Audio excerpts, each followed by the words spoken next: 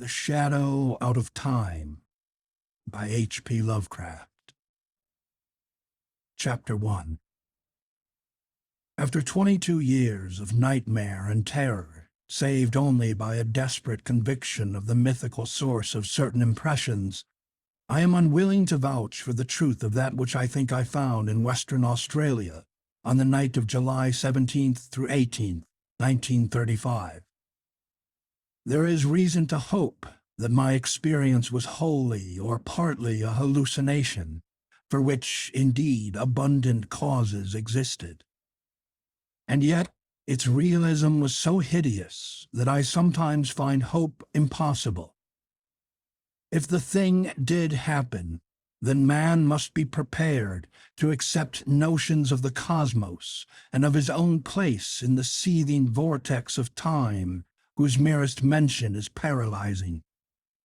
He must, too, be placed on guard against a specific, lurking peril, which, though it will never engulf the whole race, may impose monstrous and unguessable horrors upon certain venturesome members of it. It is for this latter reason that I urge, with all the force of my being, a final abandonment of all attempts at unearthing those fragments of unknown primordial masonry which my expedition set out to investigate. Assuming that I was sane and awake, my experience on that night was such as has befallen no man before. It was, moreover, a frightful confirmation of all I had sought to dismiss as myth and dream. Mercifully, there is no proof, for in my fright I lost the awesome object which would, if real and brought out of that noxious abyss, have formed irrefutable evidence. When I came upon the horror, I was alone, and I have up to now told no one about it. I could not stop the others from digging in its direction, but chance and the shifting sand have so far saved them from finding it. Now I must formulate some definitive statement, not only for the sake of my own mental balance, but to warn such others as may read it seriously. These pages, much in whose earlier parts will be familiar to close readers of the general and scientific press, are written in the cabin of the ship that is bringing me home. I shall give them to my son, Professor Wingate Peaslee of Miskatonic University, the only member of my family who stuck to me after my queer amnesia of long ago, and the man best informed on the inner facts of my case. Of all living persons, he is least likely to ridicule what I shall tell of that fateful night. I did not enlighten him orally before sailing, because I think he had better have the revelation in written form. Reading and rereading at leisure will leave with him a more convincing picture than my confused tongue could hope to convey. He can do as he thinks best with this account, showing it with suitable comment to any quarters where it will be likely to accomplish good. It is for the sake of such readers as are unfamiliar with the earlier phases of my case that I am prefacing the revelation itself with a fairly ample summary of its background. My name is Nathaniel Wingate Peaslee, and those who recall the newspaper tales of a generation back, or the letters and articles in psychological journals 6 or 7 years ago, will know who and what I am. The press was filled with the details of my strange amnesia in 1908 to 1913, and much was made of the traditions of horror, madness, and witchcraft which lurk behind the ancient Massachusetts town, then and now forming my place of residence.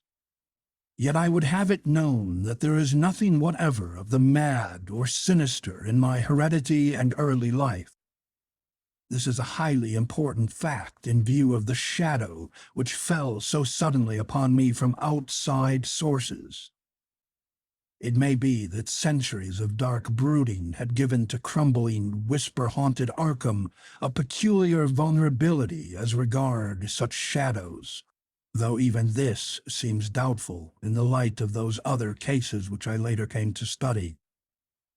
But the chief point is that my own ancestry and background are altogether normal.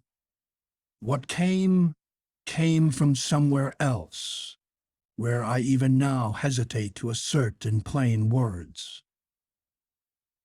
I am the son of Jonathan and Hannah Wingate Peaslee, both of wholesome old Haverhill stock. I was born and reared in Haverhill, at the old homestead in Boardman Street near Golden Hill, and did not go to Arkham till I entered Miskatonic University at the age of 18. That was in 1889. After my graduation, I studied economics at Harvard and came back to Miskatonic as instructor of political economy in 1895. For 13 years more, my life ran smoothly and happily. I married Alice Keyser of Haverhill in 1896, and my 3 children, Robert K., Wingate, and Hannah, were born in 1898, 1900, and 1903, respectively. In 1898, I became an associate professor, and in 1902, a full professor. At no time had I the least interest in either occultism or abnormal psychology. It was on Thursday, May 14th, 1908, that the queer amnesia came. The thing was quite sudden, though later I realized that certain brief, glimmering visions of several hours previous, chaotic visions which disturbed me greatly because they were so unprecedented, must have formed premonitory symptoms. My head was aching, and I had a singular feeling, altogether new to me, that someone else was trying to get possession of my thoughts. The collapse occurred about 10:20 a.m., while I was conducting a class in Political Economy 6, History and Present Tendencies of Economics, for juniors and a few sophomores. I began to see strange shapes before my eyes, and to feel that I was in a grotesque room other than the classroom. My thoughts and speech wandered from my subject, and the students saw that something was gravely amiss. Then I slumped down, unconscious in my chair, in a stupor from which no one could arouse me. Nor did my rightful faculties again look out upon the daylight of our normal world for 5 years, 4 months, and 13 days. It is, of course, from others that I have learned what followed. I showed no sign of consciousness for 16.5 hours, though removed to my home at 27 Crane Street, and given the best of medical attention. At 3 a.m., May 15th, my eyes opened and I began to speak. But before long, the doctors and my family were thoroughly frightened by the trend of my expression and language. It was clear that I had no remembrance of my identity or of my past, though for some reason I seemed anxious to conceal this lack of knowledge. My eyes gazed strangely at the persons around me, and the flexions of my facial muscles were altogether unfamiliar. Even my speech seemed awkward and foreign. I used my vocal organs clumsily and gropingly, and my diction had a curiously stilted quality, as if I had laboriously learned the English language from books. The pronunciation was barbarously alien, whilst the idiom seemed to include both scraps of curious archaism and expressions of a wholly incomprehensible cast. Of the latter, one in particular was very potently, even terrifiedly recalled by the youngest of the physicians 20 years afterward. For at that late period, such a phrase began to have an actual currency, first in England and then in the United States, and though of much complexity and indisputable newness, it reproduced in every least particular the mystifying words of the strange Arkham patient of 1908. Physical strength returned at once, although I required an odd amount of re-education in the use of my hands, legs, and bodily apparatus in general. Because of this and other handicaps inherent in the mnemonic lapse, I was for some time kept under strict medical care. When I saw that my attempts to conceal the lapse had failed, I admitted it openly and became eager for information of all sorts. Indeed, it seemed to the doctors that I had lost interest in my proper personality as soon as I found the case of amnesia accepted as a natural thing. They noticed that my chief efforts were to master certain points in history, science, art, language, and folklore, some of them tremendously abstruse, and some childishly simple, which remained, very oddly in many cases, outside my consciousness. At the same time, they noticed that I had an inexplicable command of many almost unknown sorts of knowledge, a command which I seemed to wish to hide rather than display. I would inadvertently refer, with casual assurance, to specific events in dim ages outside the range of accepted history, passing off such references as a jest when I saw the surprise they created. And I had a way of speaking of the future which 2 or 3 times caused actual fright. These uncanny flashes soon ceased to appear, though some observers laid their vanishment more to a certain furtive caution on my part than to any waning of the strange knowledge behind them. Indeed, I seemed anomalously avid to absorb the speech, customs, and perspectives of the age around me, as if I were a studious traveler from a far foreign land. As soon as permitted, I haunted the college library at all hours, and shortly began to arrange for those odd travels and special courses at American and European universities, which evoked so much comment during the next few years.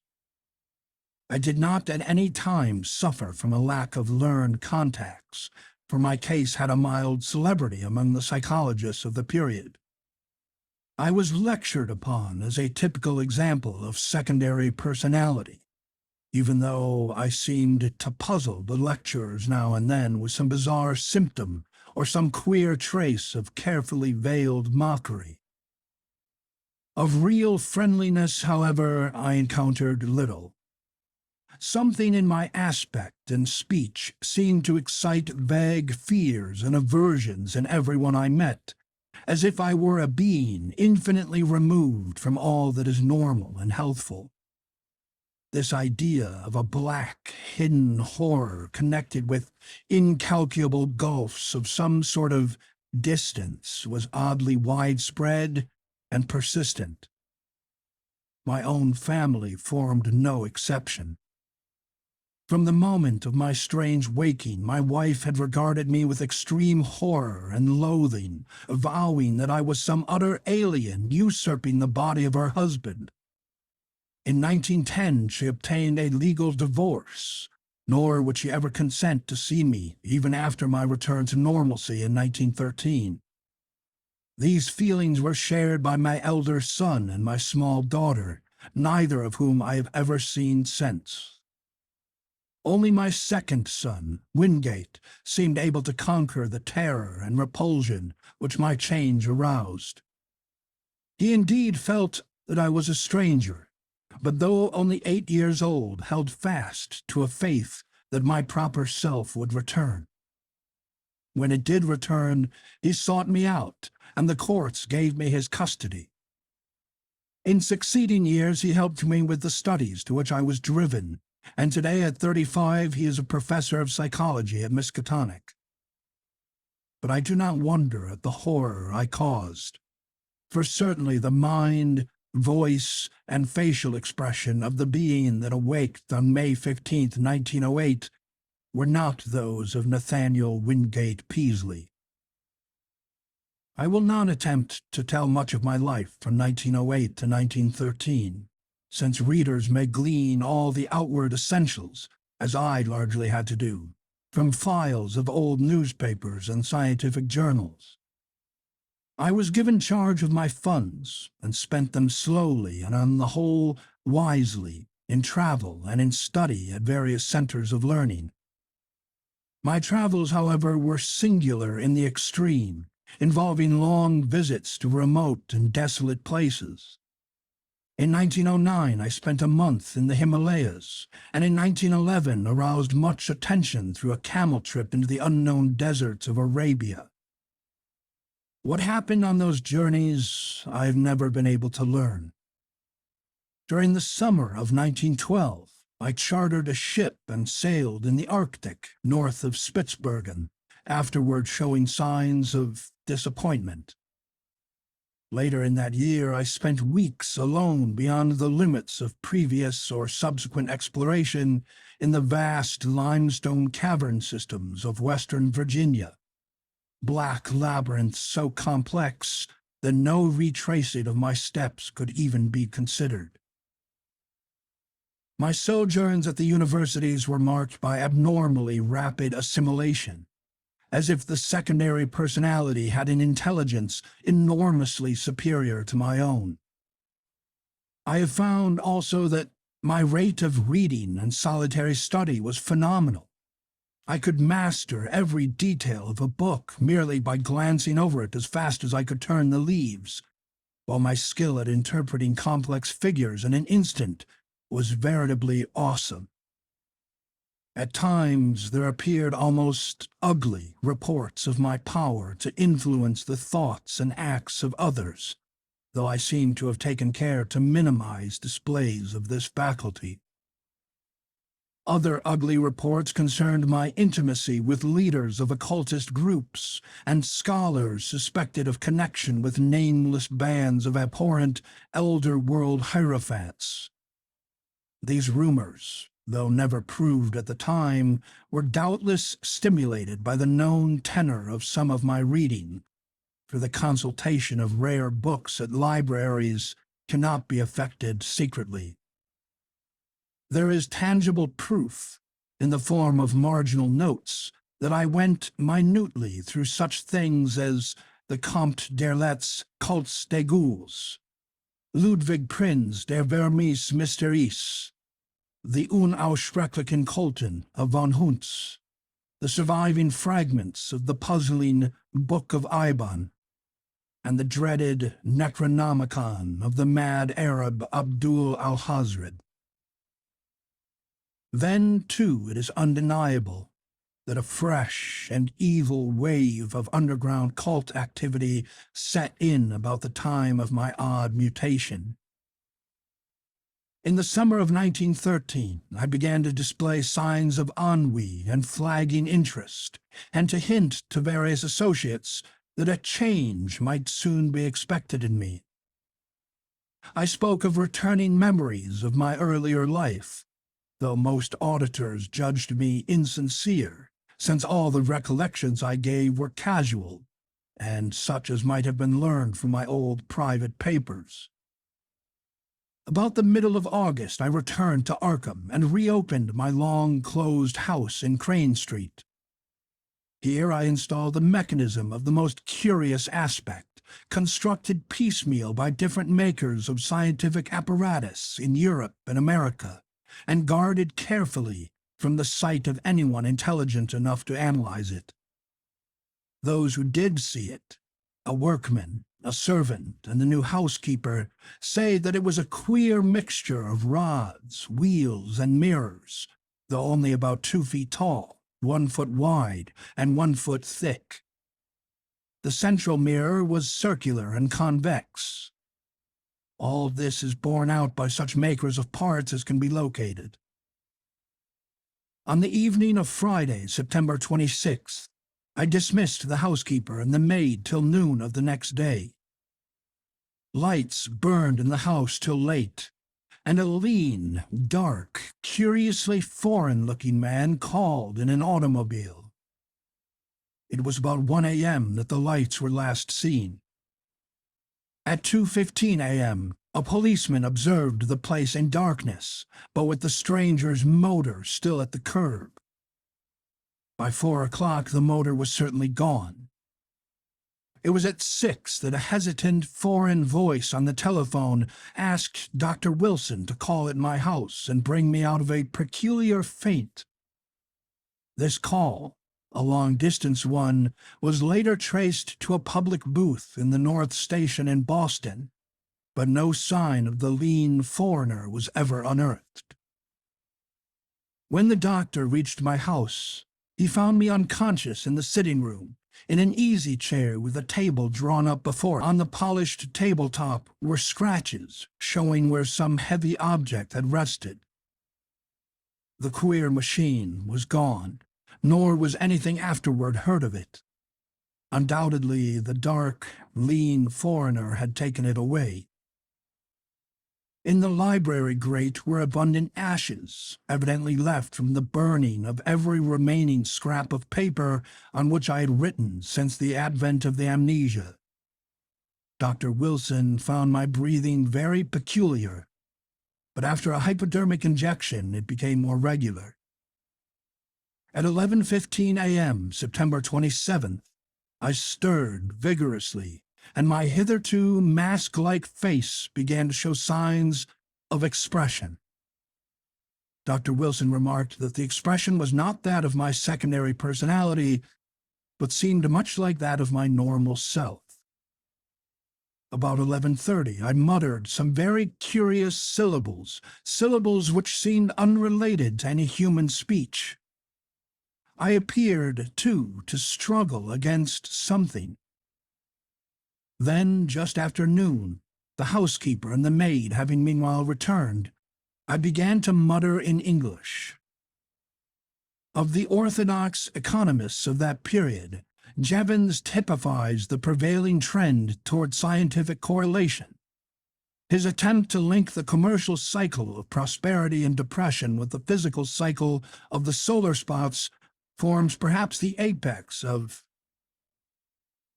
Nathaniel Wingate Peaslee had come back, a spirit in whose time scale it was still that Thursday morning in 1908, with the economics class gazing up at the battered desk on the platform. Chapter 2. My reabsorption into normal life was a painful and difficult process. The loss of over 5 years creates more complications than can be imagined, and in my case there were countless matters to be adjusted. What I heard of my actions since 1908 astonished and disturbed me, but I tried to view the matter as philosophically as I could. At last, regaining custody of my second son, Wingate, I settled down with him in the Crane Street house and endeavored to resume teaching, my old professorship having been kindly offered me by the college.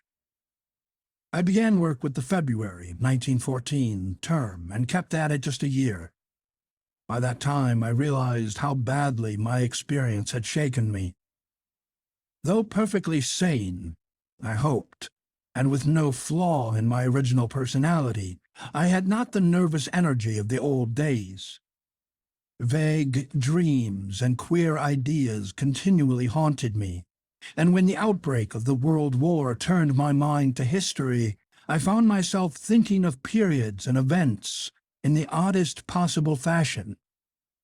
My conception of time, my ability to distinguish between consecutiveness and simultaneousness, seemed subtly disordered, so that I formed chimerical notions about living in one age and casting one's mind all over eternity for knowledge of past and future ages. The war gave me strange impressions of remembering some of its far-off consequences, as if I knew how it was coming out and could look back upon it in the light of future information. All such quasi-memories were attended with much pain, and with the feeling that some artificial psychological barrier was set against them. When I diffidently hinted to others about my impressions, I met with varied responses. Some persons looked uncomfortably at me, but men in the mathematics department spoke of new developments in those theories of relativity, then discussed only in learned circles, which were later to become so famous. Dr. Albert Einstein, they said, was rapidly reducing time to the status of a mere dimension. But the dreams and disturbed feelings gained on me, so that I had to drop my regular work in 1915. Certain of the impressions were taken in annoying shape, giving me the persistent notion that my amnesia had formed some unholy sort of exchange, that the secondary personality had indeed been an intruding force from unknown regions, and that my own personality had suffered displacement. Thus I was driven to vague and frightful speculations concerning the whereabouts of my true self during the years that another had held my body. The curious knowledge and strange conduct of my body's late tenant troubled me more and more as I learned further details from persons, papers, and magazines. Queernesses that had baffled others seemed to harmonize terribly with some background of black knowledge which festered in the chasms of my subconscious. I began to search feverishly for every scrap of information bearing on the studies and travels of that other one during the dark years. Not all of my troubles were as semi-abstract as this. There were the dreams, and these seemed to grow in vividness and concreteness. Knowing how most would regard them, I seldom mentioned them to anyone but my son or certain trusted psychologists. But eventually I commenced a scientific study of other cases in order to see how typical or non-typical such visions might be among amnesia victims. My results, aided by psychologists, historians, anthropologists, and mental specialists of wide experience, and by a study that included all records of split personalities, from the days of demonic possession legends to the medically realistic present, at first bothered me more than they consoled me. I soon found that my dreams had indeed no counterpart in the overwhelming bulk of true amnesia cases. There remained, however, a tiny residue of accounts which for years baffled and shocked me with their parallelism to my own experience.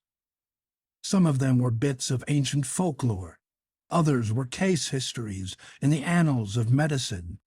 One or two were anecdotes obscurely buried in standard histories. It thus appeared that, while my special kind of affliction was prodigiously rare, instances of it had occurred at long intervals ever since the beginning of man's annals. Some centuries might contain 1, 2, or 3 cases, others none, or at least none whose record survived. The essence was always the same: a person of keen thoughtfulness, seized with a strange secondary life, and leading for a greater or lesser period an utterly alien existence, typified at first by vocal and bodily awkwardness, and later by a wholesale acquisition of scientific, historic, artistic, and anthropological knowledge. An acquisition carried on with feverish zest and with a wholly abnormal absorptive power. Then a sudden return of the rightful consciousness, intermittently plagued ever after with vague, unplaceable dreams suggesting fragments of some hideous memory elaborately blotted out. And the close resemblance of those nightmares to my own, even in some of the smallest particulars, left no doubt in my mind of their significantly typical nature. 1 or 2 of the cases had an added ring of faint, blasphemous familiarity, as if I had heard of them before through some cosmic channel too morbid and frightful to contemplate. In 3 instances there was specific mention of such an unknown machine as had been in my house before the second change. Another thing that cloudily worried me during my investigation was the somewhat greater frequency of cases where a brief, elusive glimpse of the typical nightmares was afforded to persons not visited with well-defined amnesia. These persons were largely of mediocre mind, or less, some so primitive that they could scarcely be thought of as vehicles for abnormal scholarship and preternatural mental acquisitions. For a second they would be fired with alien force, then a backward lapse and a thin, swift fading memory of unhuman horrors. There had been at least 3 such cases during the past half-century. One, only 15 years before, had something been groping blindly through time from some unsuspected abyss in nature. Were these faint cases monstrous, sinister experiments of a kind and authorship utterly beyond sane belief? Such were a few of the formless speculations of my weaker hours, fancies abetted by myths which my studies uncovered. For I could not doubt but that certain persistent legends of immemorial antiquity, apparently unknown to the victims and physicians connected with recent amnesia cases, formed a striking and awesome elaboration of memory lapses such as mine. Of the nature of the dreams and impressions which were growing so clamorous, I still almost fear to speak. They seemed to savor of madness, and at times I believed I was indeed going mad. Was there a special type of delusion afflicting those who had suffered lapses of memory? Conceivably, the efforts of the subconscious mind to fill up a perplexing blank with pseudo-memories might give rise to strange, imaginative vagaries. This, indeed, though an alternative folklore theory finally seemed to me more plausible, was the belief of many of the alienists who helped me in my search for parallel cases, and who shared my puzzlement at the exact resemblances sometimes discovered. They did not call the condition true insanity, but classed it rather among neurotic disorders.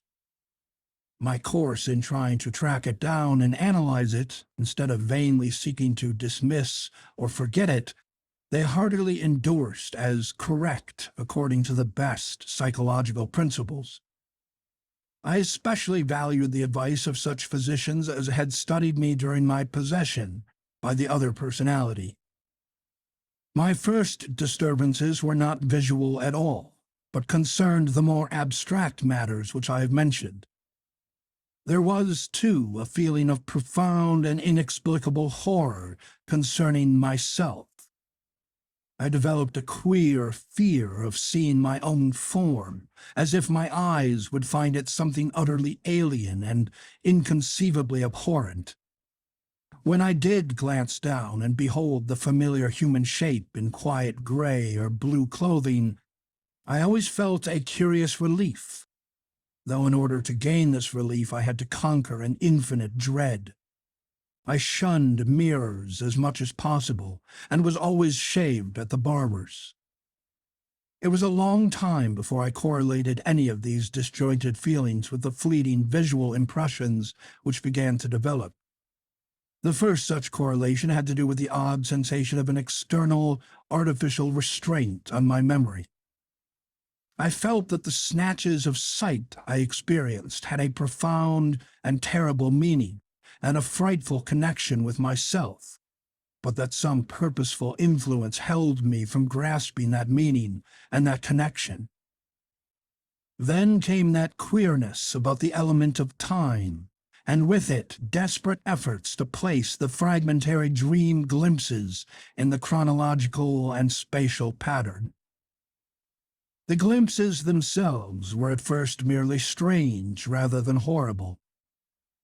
I would seem to be in an enormous vaulted chamber whose lofty stone groinings were well nigh lost in the shadows overhead.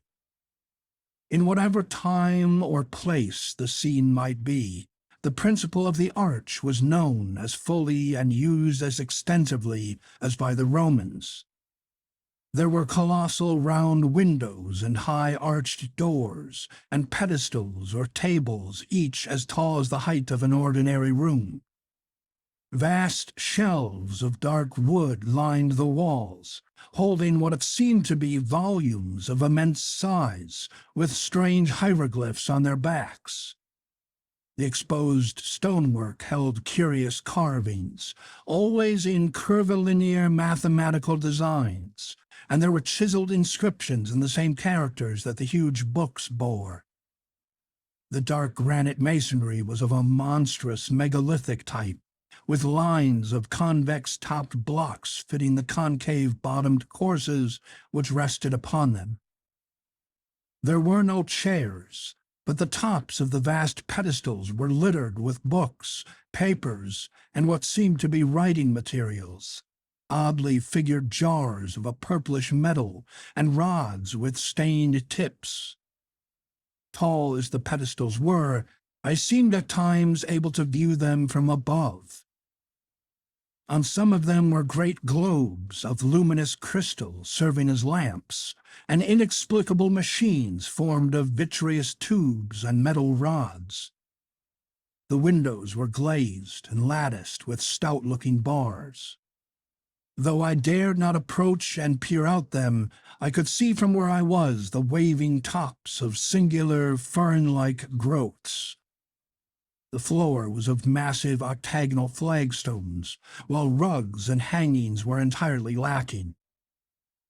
Later I had visions of sweeping through cyclopean corridors of stone, and up and down gigantic inclined planes of the same monstrous masonry. There were no stairs anywhere, nor was any passageway less than 30 feet wide. Some of the structures through which I floated must have towered into the sky for thousands of feet. There were multiple levels of black vaults below, and never-opened trap doors, sealed down with metal bands and holding dim suggestions of some special peril. I seemed to be a prisoner, and horror hung broodingly over everything I saw. I felt that the mocking curvilinear hieroglyphs on the walls would blast my soul with their message were I not guarded by a merciful ignorance. Still later, my dreams included vistas from the great round windows and from the titanic flat roof, with its curious gardens, wide barren area, and high scalloped parapet of stone to which the topmost of the inclined planes led. There were almost endless leagues of giant buildings, each in its garden, and ranged along paved roads fully 200 feet wide. They differed greatly in aspect, but few were less than 500 feet square or 1,000 feet high. Many seemed so limitless that they must have had a frontage of several thousand feet, while some shot up to mountainous altitudes in the gray, steamy heavens. They seemed to be mainly of stone or concrete, and most of them embodied the oddly curvilinear type of masonry noticeable in the building that held me. Roofs were flat and garden-covered, and tended to have scalloped parapets. Sometimes there were terraces and higher levels, and wide cleared spaces amidst the gardens. The great roads held hints of motion, but in the earlier visions I could not resolve this impression into details. In certain places I beheld enormous dark cylindrical towers which climbed far above any of the other structures. These appeared to be of a totally unique nature, and showed signs of prodigious age and dilapidation. They were built of a bizarre type of square-cut basalt masonry, and tapered slightly toward their rounded tops. Nowhere in any of them could the least traces of windows or other apertures, save huge doors, be found. I noticed also some lower buildings, all crumbling with the weathering of eons, which resembled these dark cylindrical towers in basic architecture. Around all these aberrant piles of square-cut masonry there hovered an inexplicable aura of menace and concentrated fear, like that bred by the sealed trap doors.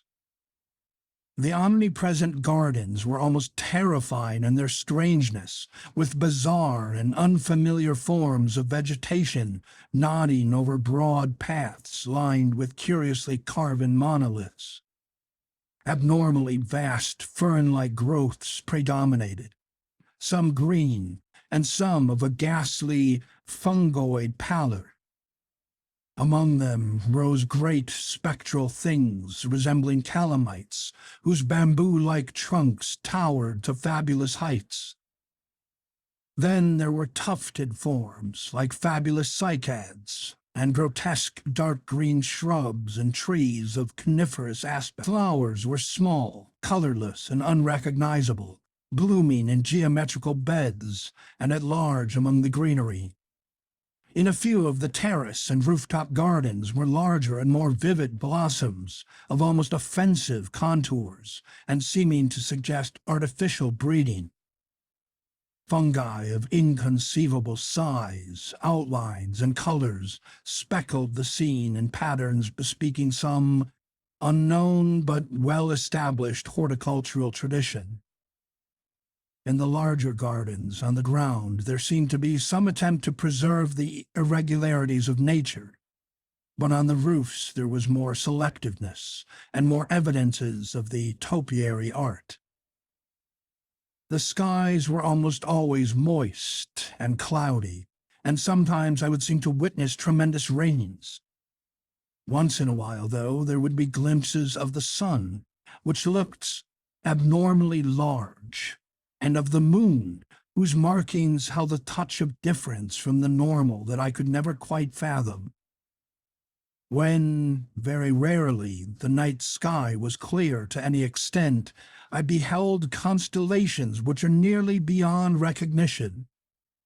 Known outlines were sometimes approximated, but seldom duplicated, and from the position of the few groups I could recognize, I felt I must be in the Earth's southern hemisphere, near the Tropic of Capricorn.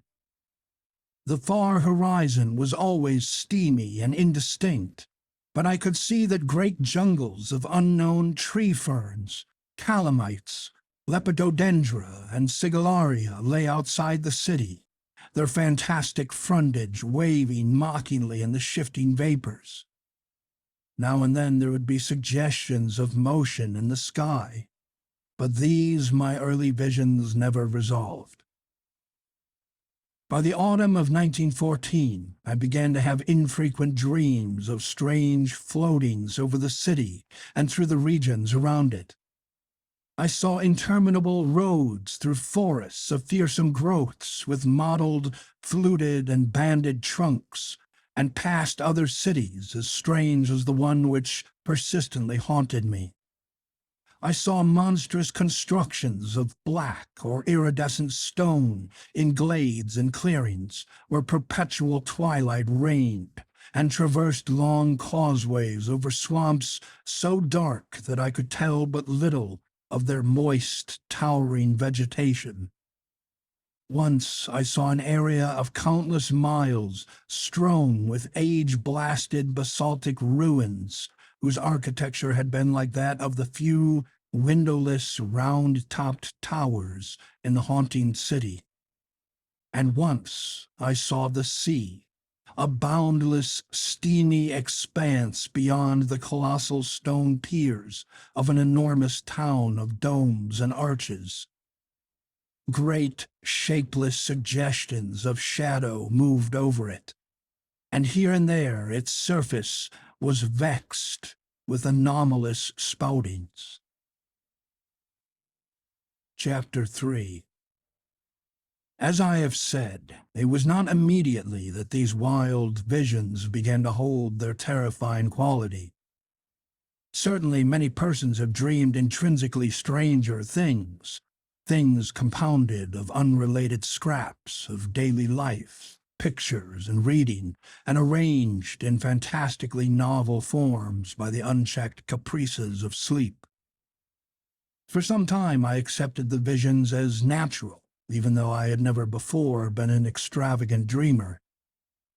Many of the vague anomalies, I argued, must have come from trivial sources too numerous to track down, while others seemed to reflect a common textbook knowledge of the plants and other conditions of the primitive world of 150 million years ago, the world of the Permian or Triassic Age. In the course of some months, however, the element of terror did figure with accumulating force. This was when the dreams began so unfailingly to have the aspect of memories, and when my mind began to link them with my growing abstract disturbances, the feeling of mnemonic restraint, the curious impressions regarding time, the sense of a loathsome exchange with my secondary personality of 1908 to 13, and considerably later, the inexplicable loathing of my own person. As certain definite details began to enter the dreams, their horror increased 1,000-fold, until by October 1915 I felt I must do something. It was then that I began an intensive study of other cases of amnesia and visions, feeling that I might thereby objectivize my trouble and shake clear of its emotional grip. However, as before mentioned, the result was at first almost exactly opposite. It disturbed me vastly to find that my dreams had been so closely duplicated, especially since some of the accounts were too early to admit of any geological knowledge, and therefore of any idea of primitive landscapes on the subject's part. What is more, many of these accounts supplied very horrible details and explanations in connection with the visions of great buildings and jungle gardens, and other things. The actual sights and vague impressions were bad enough, but what was hinted or asserted by some of the other dreamers savored of madness and blasphemy. Worst of all, my own pseudo-memory was aroused to wilder dreams and hints of coming revelations. And yet most doctors deemed my course, on the whole, an advisable one. I studied psychology systematically, and under the prevailing stimulus my son Wingate did the same, his studies leading eventually to his present professorship. In 1917 and 1918 I took special courses at Miskatonic. Meanwhile, my examination of medical, historical, and anthropological records became indefatigable, involving travels to distant libraries, and finally including even a reading of the hideous books of forbidden elder lore in which my secondary personality had been so disturbingly interested. Some of the latter were the actual copies I had consulted in my altered state, and I was greatly disturbed by certain marginal notations and ostensible corrections of the hideous text in a script and idiom which somehow seemed oddly unhuman. These markings were mostly in the respective languages of the various books, all of which the writer seemed to know with equal, though obviously academic, facility. One note appended to von Hundt's Unaussprechlichen Kulten, however, was alarmingly otherwise. It consisted of certain curvilinear hieroglyphs in the same ink as that of the German corrections, but following no recognized human pattern. And these hieroglyphs were closely and unmistakably akin to the characters constantly met with in my dreams, characters whose meaning I would sometimes momentarily fancy I knew, or was just on the brink of recalling. To complete my black confusion, my librarians assured me that, in view of previous examinations and records of consultation of the volumes in question, all of these notations must have been made by myself in my secondary state. This despite the fact that I was and still am ignorant of 3 of the languages involved. Piecing together the scattered records, ancient and modern, anthropological and medical, I found a fairly consistent mixture of myth and hallucination, whose scope and wildness left me utterly dazed. Only one thing consoled me: the fact that the myths were of such early existence. What lost knowledge could have brought pictures of the Paleozoic or Mesozoic landscape into these primitive fables, I could not even guess, but the pictures had been there. Thus, a basis existed for the formation of a fixed type of delusion. Cases of amnesia no doubt created the general myth pattern, but afterward the fanciful accretions of the myths must have reacted on amnesia sufferers and colored their pseudo-memories. I myself had read and heard all the early tales during my memory lapse. My quest had amply proved that. Was it not natural, then, for my subsequent dreams and emotional impressions to become colored and molded by what my memories subtly held over from my secondary state? A few of the myths had significant connections with other cloudy legends of the pre-human world, especially those Hindu tales involving stupefying gulfs of time and forming part of the lore of modern theosophists. Primal myth and modern delusion joined in their assumption that mankind is only one, perhaps the least, of the highly evolved and dominant races of this planet's long and largely unknown career. Things of inconceivable shape, they implied, had reared towers to the sky and delved into every secret of nature before the first amphibian forebear of man had crawled out of the hot sea 300 million years ago. Some had come down from the stars. A few were as old as the cosmos itself. Others had arisen swiftly from terrene germs as far behind the first germs of our life cycle as those germs are behind ourselves. Spans of thousands of millions of years and linkages with other galaxies and universes were freely spoken of. Indeed, there was no such thing as time in its humanly accepted sense. But most of the tales and impressions concerned a relatively late race, of a queer and intricate shape resembling no life form known to science, which had lived to only 50 million years before the advent of man. This, they indicated, was the greatest race of all, because it alone had conquered the secret of time. It had learned all things that ever were known or ever would be known on the earth, through the power of its keener minds to project themselves into the past and future, even through gulfs of millions of years, and study the lore of every age. From the accomplishments of this race arose all legends of prophets, including those in human mythology. In its vast libraries were volumes of texts and pictures holding the whole of Earth's annals, histories and descriptions of every species that had ever been or that ever would be, with full records of their arts, their achievements, their languages, and their psychologies. With this eon-embracing knowledge, the great race chose from every era and life form such thoughts, arts, and processes as might suit its own nature and situation.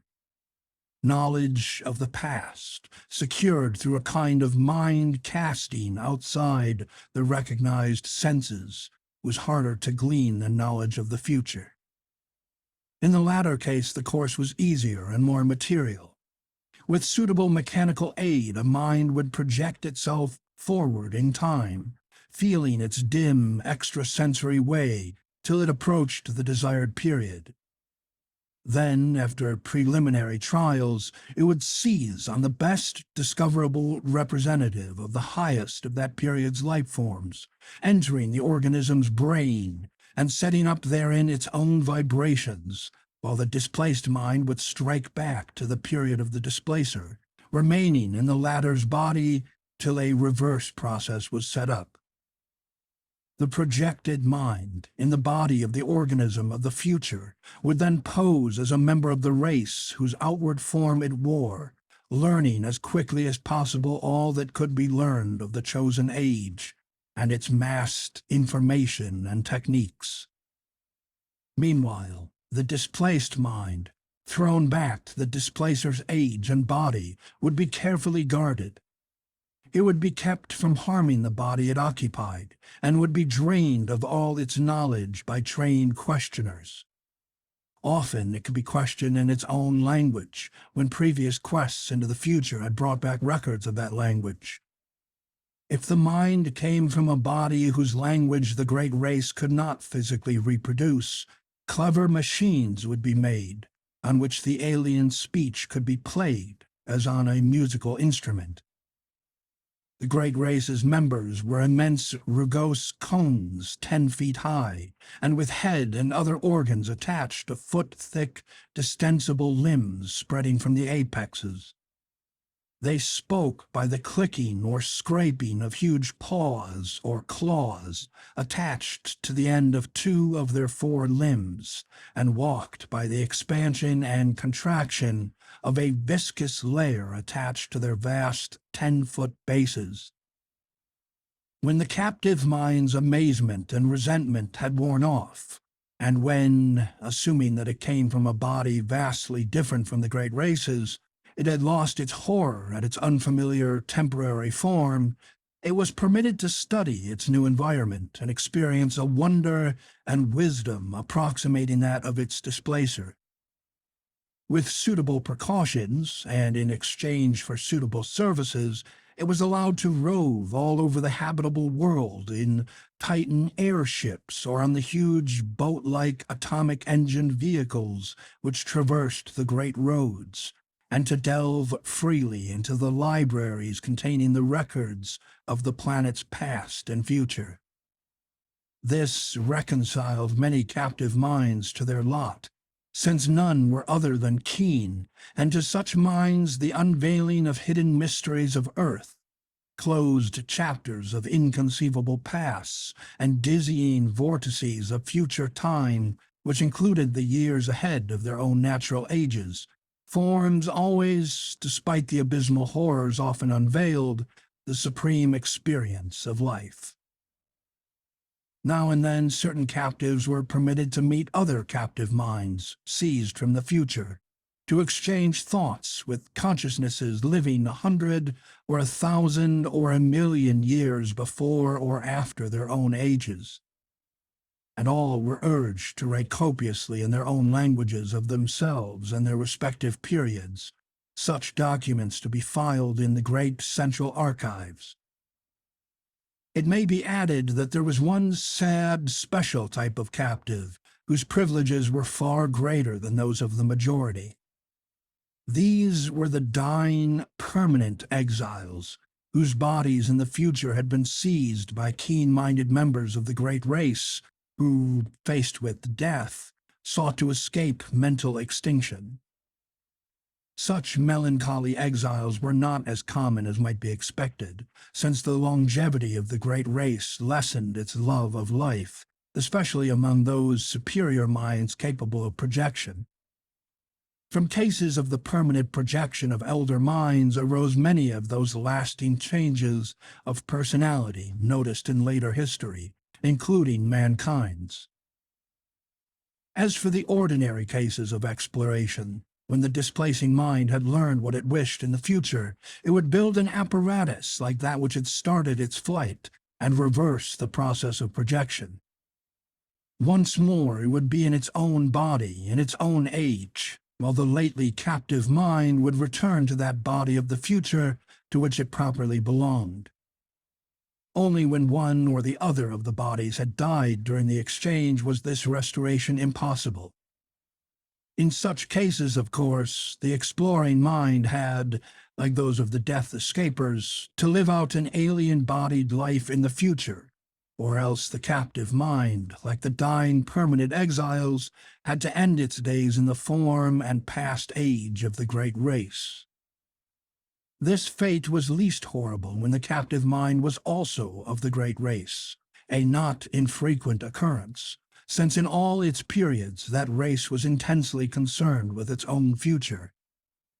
The number of dying permanent exiles of the great race was very slight, largely because of the tremendous penalties attached to displacements of future great race minds by the moribund.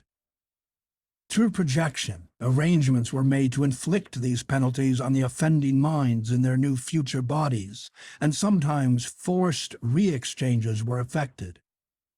Complex cases of the displacement of exploring or already captive minds by minds in various regions of the past had been known and carefully rectified. In every age since the discovery of mind projection, a minute but well-recognized element of the population consisted of great race minds from past ages, sojourning for a longer or shorter while. When a captive mind of alien origin was returned to its own body in the future, it was purged by an intricate mechanical hypnosis of all it had learned in the Great Race's age. This because of certain troublesome consequences inherent in the general carrying forward of knowledge in large quantity. The few existing instances of clear transmission had caused, and would cause at known future times, great disasters, and it was largely in consequence of two cases of the kind, said the old myths, that mankind had learned what it had concerning the great race. Of all things surviving physically and directly from that eon-distant world, there remained only certain ruins of great stones in far places and under the sea, and parts of the text of the frightful Miskatonic manuscripts. Thus the returning mind reached its own age with only the faintest and most fragmentary visions of what it had undergone since its seizure. All memories that could be eradicated were eradicated, so that in most cases only a dream-shadowed blank stretched back to the time of the first exchange. Some minds recalled more than others, and the chance joining of memories had at rare times brought hints of the forbidden past to future ages. There probably never was a time when groups or cults did not secretly cherish certain of these hints. In the Necronomicon, the presence of such a cult among human beings was suggested, a cult that sometimes gave aid to minds voyaging down the eons from the days of the Great Race. And meanwhile the Great Race itself waxed well-nigh omniscient, and turned to the task of setting up exchanges with the minds of other planets, and of exploring their pasts and futures. It sought likewise to fathom the past years and origin of that black, eon-dead orb in far space whence its own mental heritage had come. For the mind of the Great Race was older than its bodily form. The beings of a dying elder world, wise with the ultimate secrets, had looked ahead for a new world and species wherein they might have long life, and had sent their minds in mass into that future race best adapted to house them, the cone-shaped things that peopled our Earth 1 billion years ago. Thus the Great Race came to be, while the myriad minds sent backward were left to die in the horror of strange shapes. Later the race would again face death, yet would live through another forward migration of its best minds into the bodies of others who had a longer physical span ahead of them. Such was the background of intertwined legend and hallucination. When, around 1920, I had my researches in coherent shape, I felt a slight lessening of the tension which their earlier stages had increased. After all, and in spite of the fancies prompted by blind emotions, were not most of my phenomena readily explainable? Any chance might have turned my mind to dark studies during the amnesia, and then I read the forbidden legends and met the members of ancient and ill-regarded cults. That plainly supplied the material for the dreams and disturbed feelings which came after the return of memory. As for the marginal notes in dream hieroglyphs and languages unknown to me, but laid at my door by librarians, I might easily have picked up a smattering of the tongues during my secondary state, while the hieroglyphs were doubtless coined by my fancy. from descriptions in old legends, and afterward woven into my dreams. I tried to verify certain points through conversation with known cult leaders, but never succeeded in establishing the right connections. At times, the parallelism of so many cases in so many distant ages continued to worry me as it had at first. But on the other hand, I reflected that the excitant folklore was undoubtedly more universal in the past than in the present. Probably all the other victims whose cases were like mine had had a long and familiar knowledge of the tales I had learned only while in my secondary state. When these victims had lost their memory, they had associated themselves with the creatures of their household myths, the fabulous invaders supposed to displace men's minds, and had thus embarked upon quests for knowledge which they thought they could take back to a fancied non-human past.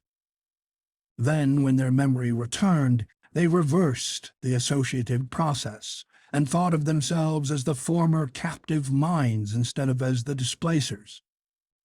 Hence the dreams and pseudo-memories following the conventional myth pattern. Despite the seeming cumbrousness of these explanations, they came finally to supersede all others in my mind, largely because of the greater weakness of any rival theory.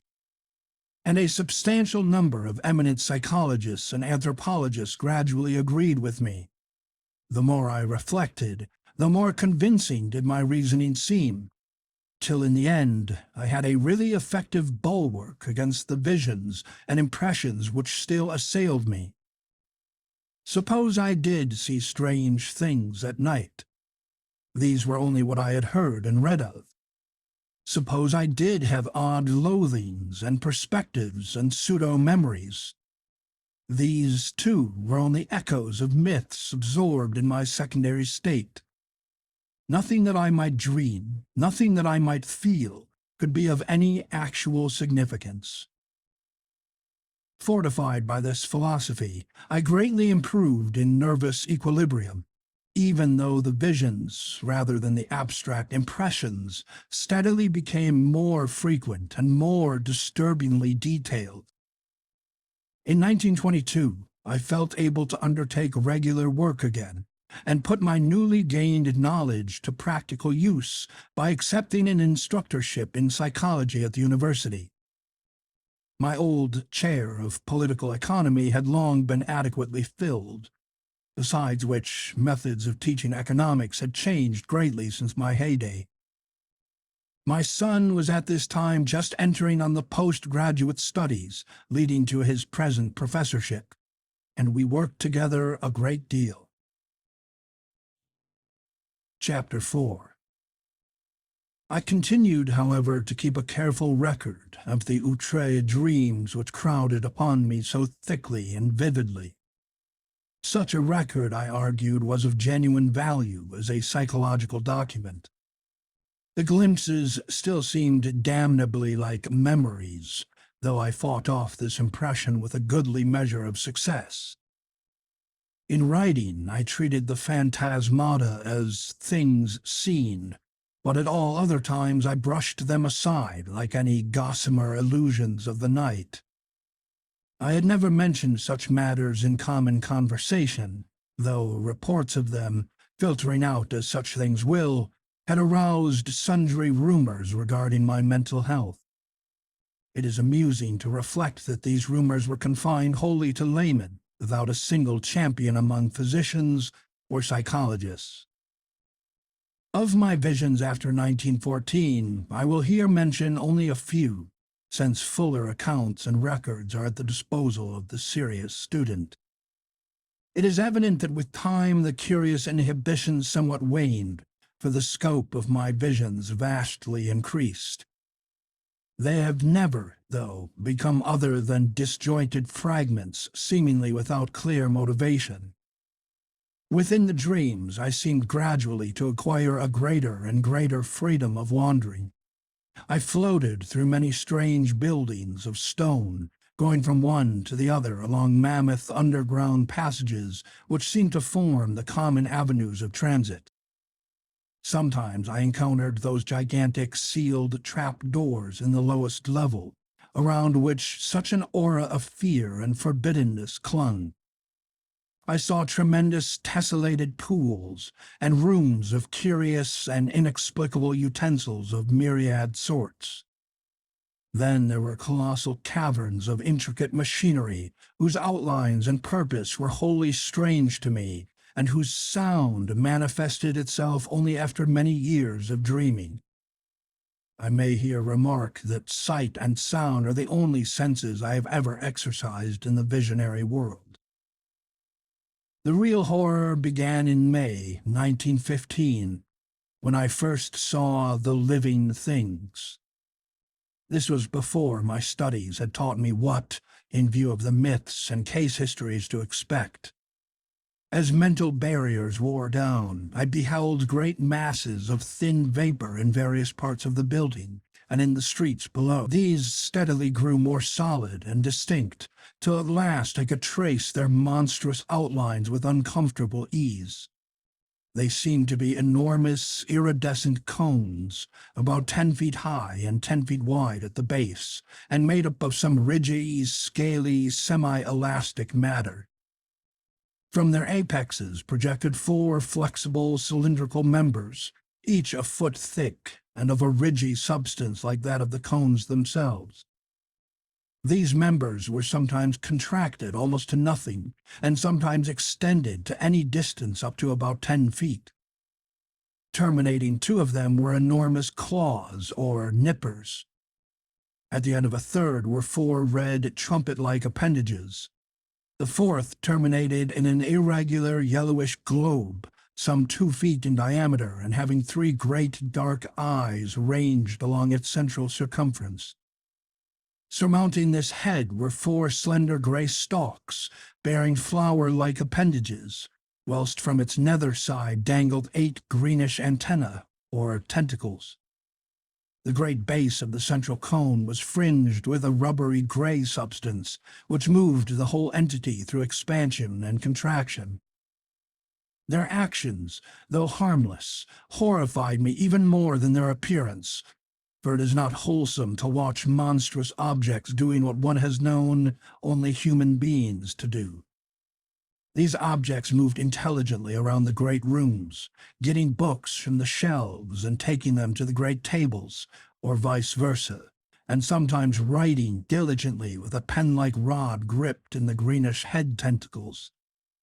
The huge nippers were used in carrying books and in conversation, speech consisting of a kind of clicking and scraping. The objects had no clothing, but wore satchels or knapsacks suspended from the top of the conical trunk. They commonly carried their head and its supporting member at the level of the cone top, although it was frequently raised or lowered.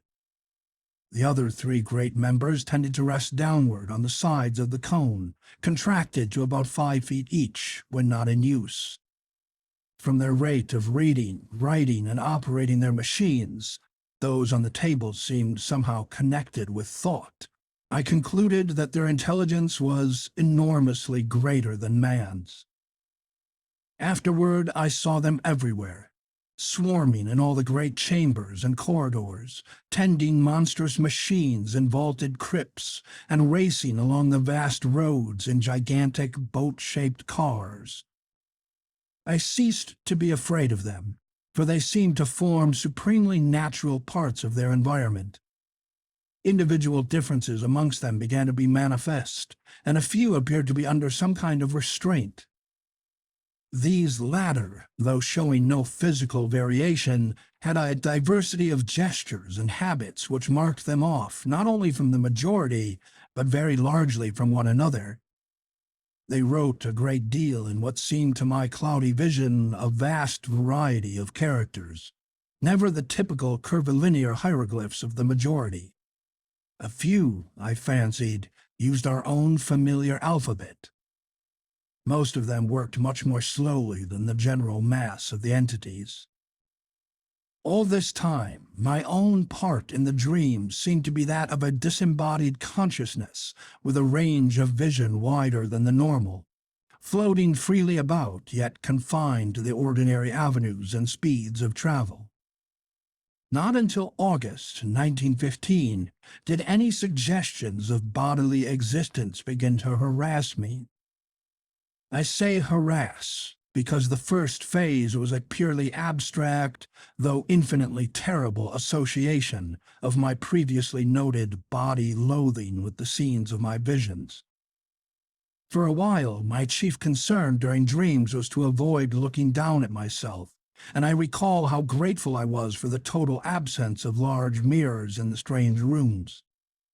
I was mightily troubled by the fact that I always saw the great tables, whose height could not be under 10 feet, from a level not below that of their surfaces. And then the morbid temptation to look down at myself became greater and greater, till one night I could not resist it. At first my downward glance revealed nothing whatever. A moment later, I perceived that this was because my head lay at the end of a flexible neck of enormous length. Retracting this neck and gazing down very sharply, I saw the scaly, rugose, iridescent bulk of a vast cone, 10 feet tall and 10 feet wide at the base. That was when I waked half of Arkham with my screaming as I plunged madly up from the abyss of sleep. Only after weeks of hideous repetition did I grow half reconciled to these visions of myself in monstrous form. In the dreams I now moved bodily among the other unknown entities, reading terrible books from the endless shelves and writing for hours at the great tables with a stylus managed by the green tentacles that hung down from my head. Snatches of what I read and wrote would linger in my memory. There were horrible annals of other worlds and other universes, and of stirrings of formless life outside of all universes. There were records of strange orders of beings which had peopled the world in forgotten pasts, and frightful chronicles of grotesque-bodied intelligences which would people it millions of years after the death of the last human being. And I learned of chapters in human history whose existence no scholar of today has ever suspected. Most of these writings were in the language of the hieroglyphs, which I studied in a queer way with the aid of droning machines, and which was evidently an agglutinative speech, with root systems utterly unlike any found in human languages. Other volumes were in other unknown tongues learned in the same queer way. A very few were in languages I knew. Extremely clever pictures, both inserted in the records and forming separate collections, aided me immensely. And all the time I seemed to be setting down a history of my own age in English. On waking, I could recall only minute and meaningless scraps of the unknown tongues which my dream self had mastered, though whole phrases of the history stayed with me.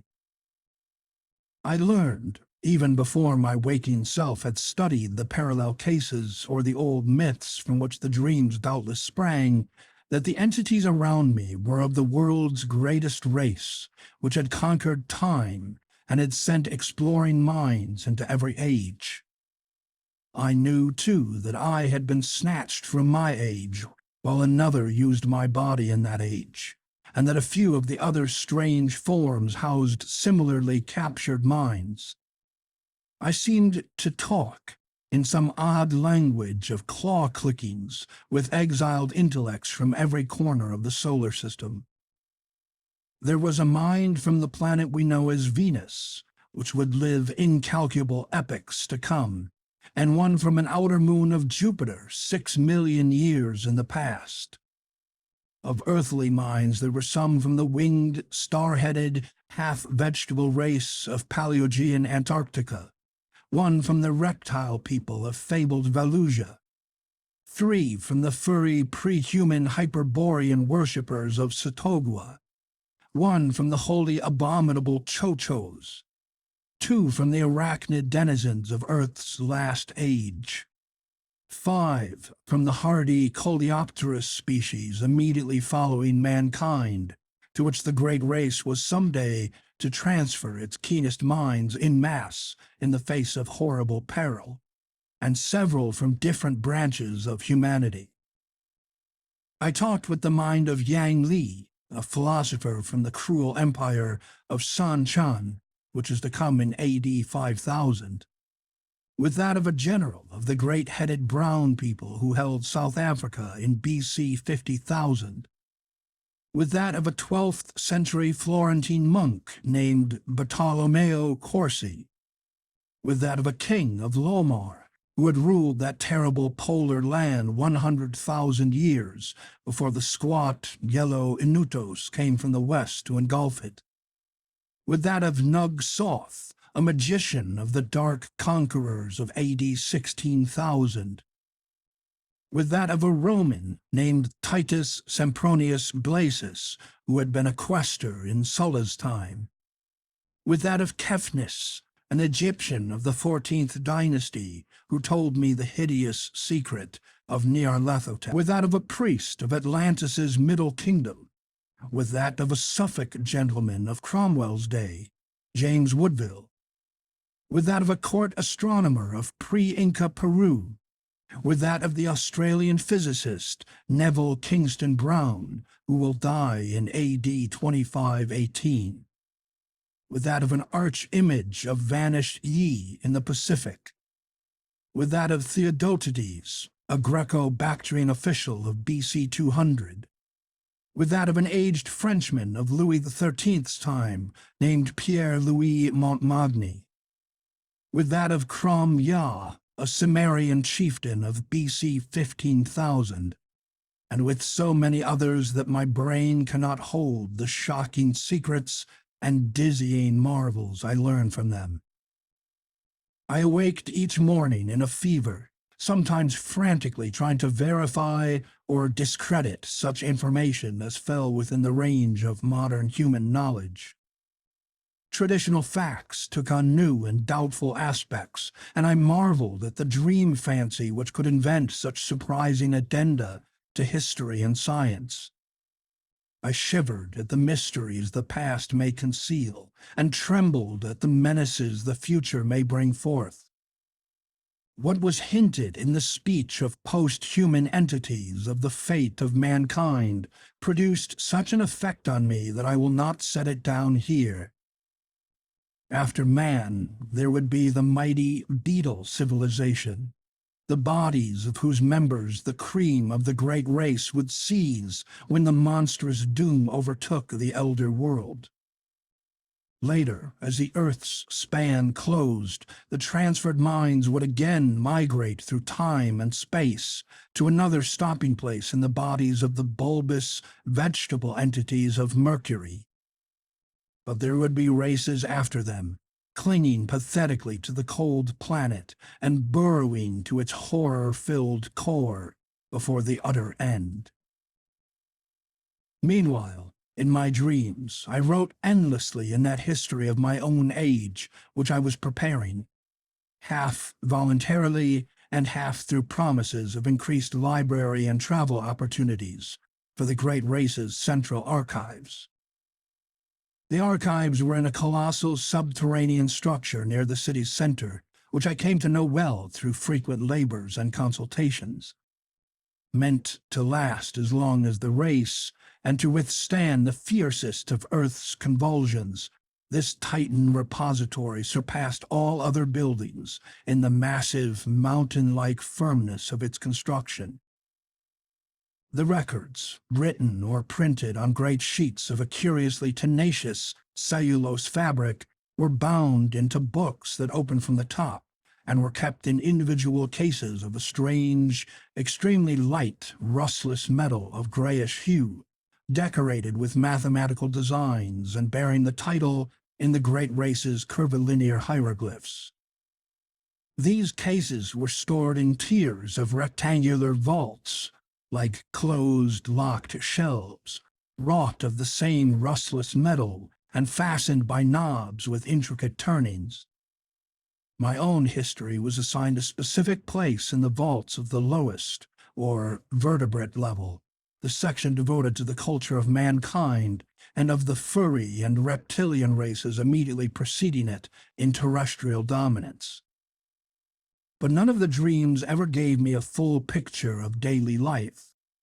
All were the merest misty, disconnected fragments, and it is certain that these fragments were not unfolded in their rightful sequence. I have, for example, a very imperfect idea of my own living arrangements in the dream world, though I seem to have possessed a great stone room of my own. My restrictions as a prisoner gradually disappeared, so that some of the visions included vivid travels over the mighty jungle roads, sojourns in strange cities, and explorations of some of the vast, dark, windowless ruins from which the great race shrank in curious fear. There were also long sea voyages in enormous, many-decked boats of incredible swiftness, and trips over wild regions in closed, projectile-like airships, lifted and moved by electrical repulsion. Beyond the wide, warm ocean were other cities of the great race, and on one far continent I saw the crude villages of the black-snouted winged creatures who would evolve as a dominant stock after the great race had sent its foremost minds into the future to escape the creeping horror. Flatness and exuberant green life were always the keynote of the scene. Hills were low and sparse, and usually displayed signs of volcanic forces. Of the animals I saw, I could write volumes. All were wild, for the great race's mechanized culture had long since done away with domestic beasts, while food was wholly vegetable or synthetic. Clumsy reptiles of great bulk floundered in steaming morasses, fluttered in the heavy air, or spouted in the seas and lakes, and among these I fancied I could vaguely recognize lesser, archaic prototypes of many forms: dinosaurs, pterodactyls, ichthyosaurs, labyrinthodonts, Brampharinci, plesiosaurs, and the like, made familiar through paleontology. Of birds or mammals, there were none that I could discern. The ground and swamps were constantly alive with snakes, lizards, and crocodiles, while insects buzzed incessantly amidst the lush vegetation. And far out at sea, unspied and unknown monsters spouted mountainous columns of foam into the vaporous sky. Once I was taken under the ocean in a gigantic submarine vessel with searchlights and glimpsed some living horrors of awesome magnitude. I saw also the ruins of incredible sunken cities and the wealth of crinoid, brachiopod, coral, and ichthytic life which everywhere abounded. Of the physiology, psychology, folk ways, and detailed history of the great race, my visions preserved but little information, and many of the scattered points I here set down were gleaned from my study of old legends and other cases, rather than from my own dreaming. For in time, of course, my reading and research caught up with and passed the dreams in many phases, so that certain dream fragments were explained in advance and formed verifications of what I had learned. This consolingly established my belief that similar reading and research, accomplished by my secondary self, had formed the source of the whole terrible fabric of pseudo-memories.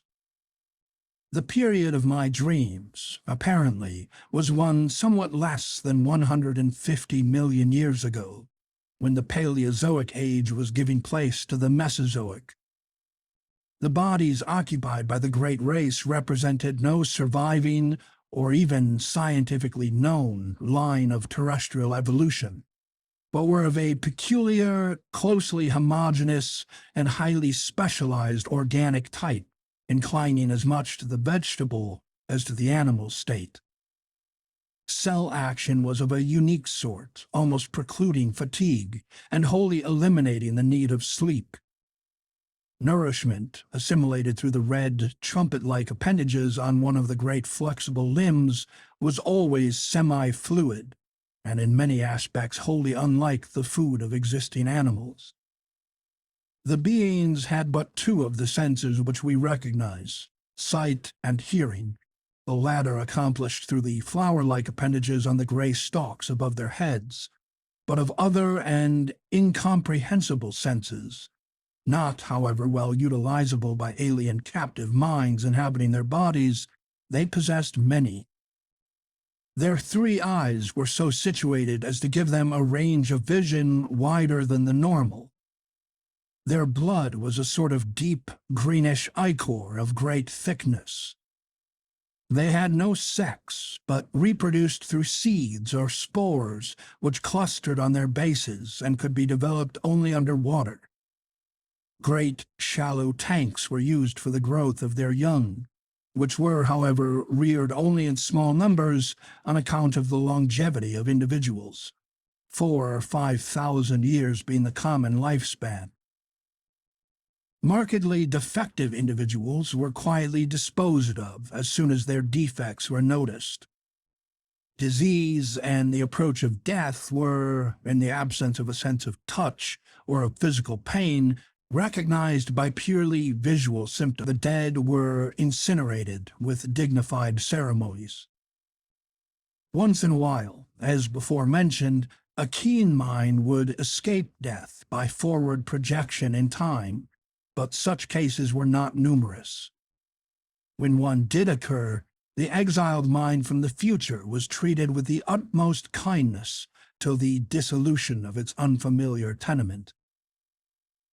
The great race seemed to form a single loosely knit nation or league with major institutions in common, though there were 4 definite divisions. The political and economic system of each unit was a sort of fascistic socialism, with major resources rationally distributed and power delegated to a small governing board elected by the votes of all able to pass certain educational and psychological tests. Family organization was not overstressed, though ties among persons of common descent were recognized, and the young were generally reared by their parents. Resemblances to human attitudes and institutions were, of course, most marked in those fields where, on the one hand, highly abstract elements were concerned, or where, on the other hand, there was a dominance of the basic, unspecialized urges common to all organic life. A few added likenesses came through conscious adoption as the great race probed the future and copied what it liked. Industry, highly mechanized, demanded but little time from each citizen, and the abundant leisure was filled with intellectual and aesthetic activities of various sorts. The sciences were carried to an unbelievable height of development, and art was a vital part of life, though at the period of my dreams it had passed its crest and meridian. Technology was enormously stimulated through the constant struggle to survive and to keep in existence the physical fabric of great cities imposed by the prodigious geologic upheavals of those primal days. Crime was surprisingly scanty and was dealt with through highly efficient policing. Punishments ranged from privilege deprivation and imprisonment to death or major emotion-wrenching, and were never administered without a careful study of the criminal's motivations. Warfare, largely civil for the last few millennia, though sometimes waged against reptilian and octopodic invaders, or against the winged, star-headed old ones who centered in the Antarctic, was infrequent, though infinitely devastating. An enormous army, using camera-like weapons which produced tremendous electrical effects, was kept on hand for purposes seldom mentioned, but obviously connected with the ceaseless fear of the dark, windowless elder ruins and of the great, sealed trap-doors in the lowest subterranean levels. This fear of the basalt ruins and trap-doors was largely a matter of unspoken suggestion, or, at most, of furtive quasi-whispers. Everything specific which bore on it was significantly absent from such books as were on the common shelves. It was the one subject lying altogether under a taboo among the great race, and seemed to be connected alike with horrible bygone struggles and with that future peril which would someday force the race to send its keener minds ahead in mass in time. Imperfect and fragmentary as were the other things presented by dreams and legends, this matter was still more bafflingly shrouded. The vague old myths avoided it, or perhaps all allusions had for some reason been excised. And in the dreams of myself and others, the hints were peculiarly few. Members of the great race never intentionally referred to the matter, and what could be gleaned came only from some of the more sharply observant captive minds. According to these scraps of information, the basis of the fear was a horrible elder race of half-polypus, utterly alien entities which had come through space from immeasurably distant universes and had dominated the Earth and 3 other solar planets about 600 million years ago. They were only partly material, as we understand matter, and their type of consciousness and media of perception differed wholly from those of terrestrial organisms. For example, their senses did not include that of sight, their mental world being a strange, non-visual pattern of impressions. They were, however, sufficiently material to use implements of normal matter when in cosmic areas containing it, and they required housing, albeit of a peculiar kind. Though their senses could penetrate all material barriers, their substance could not, and certain forms of electrical energy could wholly destroy them. They had the power of aerial motion despite the absence of wings or any other visible means of levitation. Their minds were of such texture that no exchange with them could be effected by the great race. When these things had come to the earth, they had built mighty basalt cities of windowless towers, and had preyed horribly upon the beings they found. Thus it was when the minds of the great race sped across the void from that obscure transgalactic world known in the disturbing and debatable Eltdown shards as Yith. The newcomers, with the instruments they created, had found it easy to subdue the predatory entities and drive them down to those caverns of inner earth which they had already joined to their abodes and begun to inhabit. Then they had sealed the entrances and left them to their fate, afterward occupying most of their great cities and preserving certain important buildings for reasons connected more with superstition than with indifference, boldness, or scientific and historical zeal.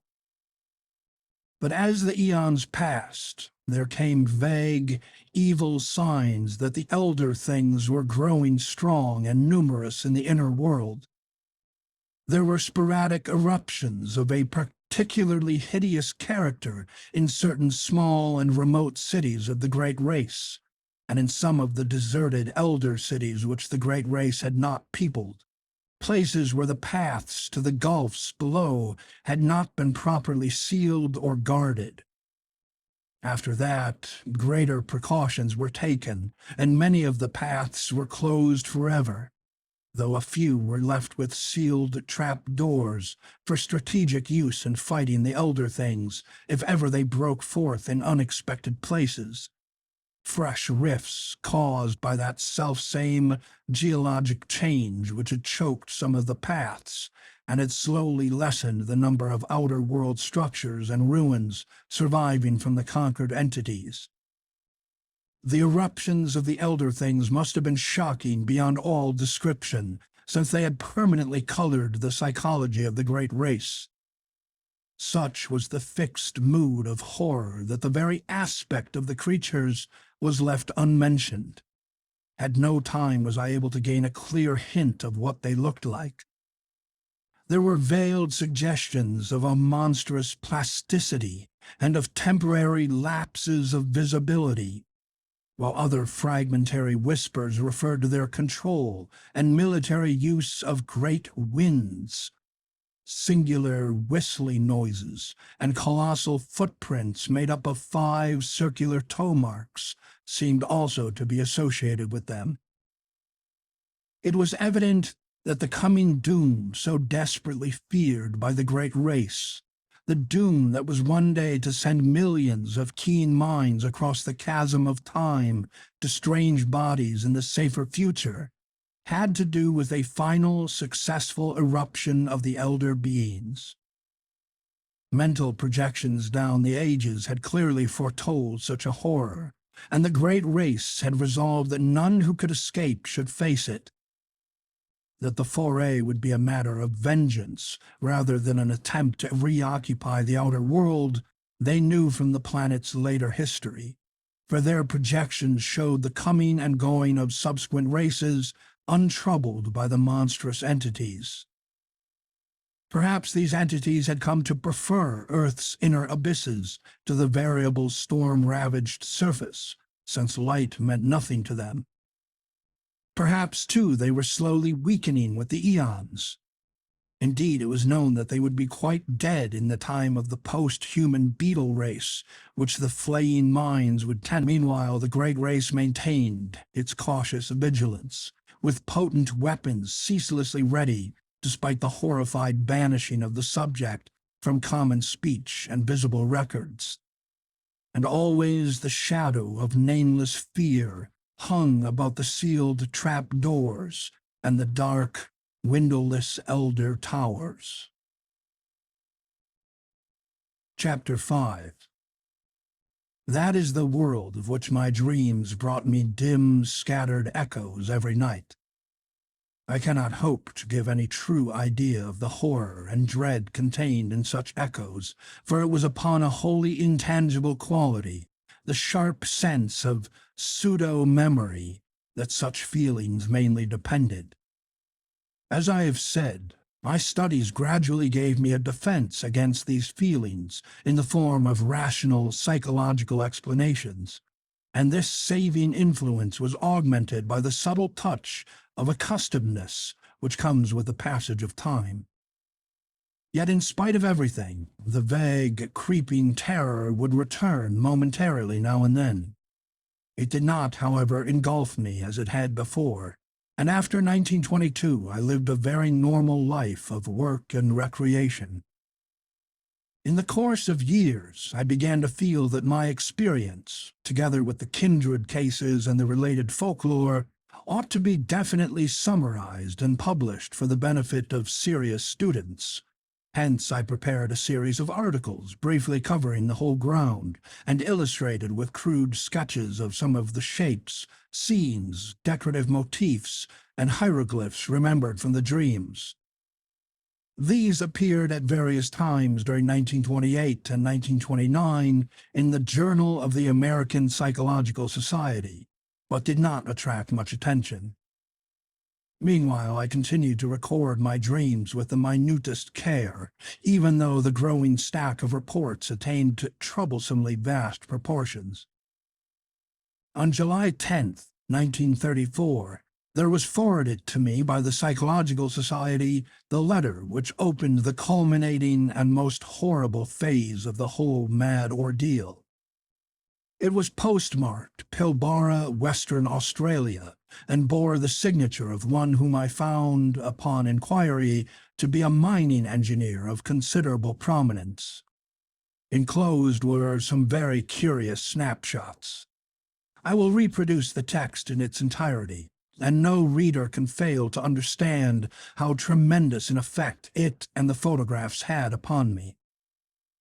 I was, for a time, almost stunned and incredulous, for although I had often thought that some basis of fact must underlie certain phases of the legends which had colored my dreams, I was nonetheless unprepared for anything like a tangible survival from a lost world remote beyond all imagination. Most devastating of all were the photographs.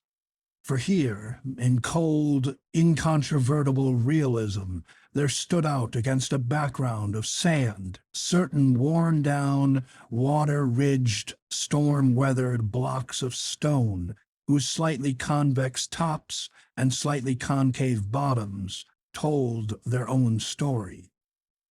And when I studied them with a magnifying glass, I could see all too plainly, amidst the batterings and pittings, the traces of those vast, curvilinear designs and occasional hieroglyphs whose significance had become so hideous to me. But here is the letter which speaks for itself.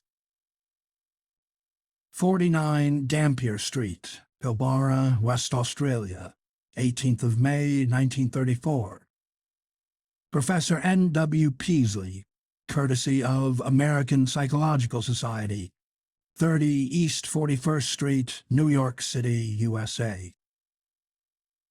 My dear Sir, a recent conversation with Dr. E.M. Boyle of Perth and some papers with your articles which he has just sent me make it advisable for me to tell you about certain things I have seen in the great sandy desert east of our gold field here. It would seem, in view of the peculiar legends about old cities with huge stonework and strange designs and hieroglyphs which you describe, that I have come upon something very important. The blackfellows have always been full of talk about great stones with marks on them, and seem to have a terrible fear of such things. They connect them in some way with their common racial legends about bout, the gigantic old man who lies asleep for ages underground with his head on his arm, and who will someday awake and eat up the world. There are some very old and half-forgotten tales of enormous underground huts of great stones, where passages lead down, and where horrible things have happened. The blackfellows claim that once some warriors, fleeing in battle, went down into one and never came back, but that frightful winds began to blow from the place soon after they went down. However, there usually isn't much in what these natives say. But what I have to tell is more than this. 2 years ago, when I was prospecting about 500 miles east in the desert, I came on a lot of queer pieces of dressed stone, perhaps 3 by 2 by 2 feet in size, and weathered and pitted to the very limit. At first I couldn't find any of the marks the blackfellows told about, but when I looked close enough I could make out some deeply carved lines in spite of the weathering. They were peculiar curves, just like what the blacks had tried to describe. I imagine there must have been 30 or 40 blocks, some nearly buried in the sand, and all within a circle perhaps 1/4 of a mile's diameter. When I saw some, I looked around closely for more, and made a careful reckoning of the place with my instruments. I also took pictures of 10 or 12 of the most typical blocks, and will enclose the prints for you to see. I turned my information and pictures over to the government at Perth, but they have done nothing with them. Then I met Dr. Boyle, who had read your articles in the Journal of the American Psychological Society, and in time happened to mention the stones. He was enormously interested, and became quite excited when I showed him my snapshots, saying that the stones and markings were just like those of the masonry you had dreamed about and seen described in legends. He meant to write you, but was delayed. Meanwhile, he sent me most of the magazines with your articles, and I saw at once from your drawings and descriptions that my stones are certainly the kind you mean. You can appreciate this from the enclosed prints. Later on, you will hear directly from Dr. Boyle. Now, I can understand how important all this will be to you. Without question, we are faced with the remains of an unknown civilization older than any dreamed of before, and forming a basis for your legends. As a mining engineer, I have some knowledge of geology, and can tell you that these blocks are so ancient, they frighten me. They are mostly sandstone and granite, though one is almost certainly made of a queer sort of cement or concrete. They bear evidence of water action, as if this part of the world had been submerged and come up again after long ages, all since these blocks were made and used. It is a matter of hundreds of thousands of years, or heaven knows how much more. I don't like to think about it. In view of your previous diligent work in tracking down the legends and everything connected with them, I cannot doubt but that you will want to lead an expedition to the desert and make some archaeological excavations. Both Dr. Boyle and I are prepared to cooperate in such work, if you, or organizations known to you, can furnish the funds. I can get together a dozen miners for the heavy digging. The blacks would be of no use, for I found that they have an almost maniacal fear of this particular spot. Boyle and I are saying nothing to others, for you very obviously ought to have precedence in any discoveries or credit. The place can be reached from Pilbara in about 4 days by motor tractor, which we'd need for our apparatus. It is somewhat west and south of Warburton's Path of 1873, and 100 miles southeast of Joanna Spring. We could float things up the De Grey River instead of starting from Pilbara, but all that can be talked over later. Roughly, the stones lie at a point about 22 degrees, 3 minutes, 14 seconds south latitude, 125 degrees, 0 minutes, 39 seconds east longitude. The climate is tropical, and the desert conditions are trying. Any expedition had better be made in winter, June or July or August. I shall welcome further correspondence upon this subject, and am keenly eager to assist in any plan you may devise.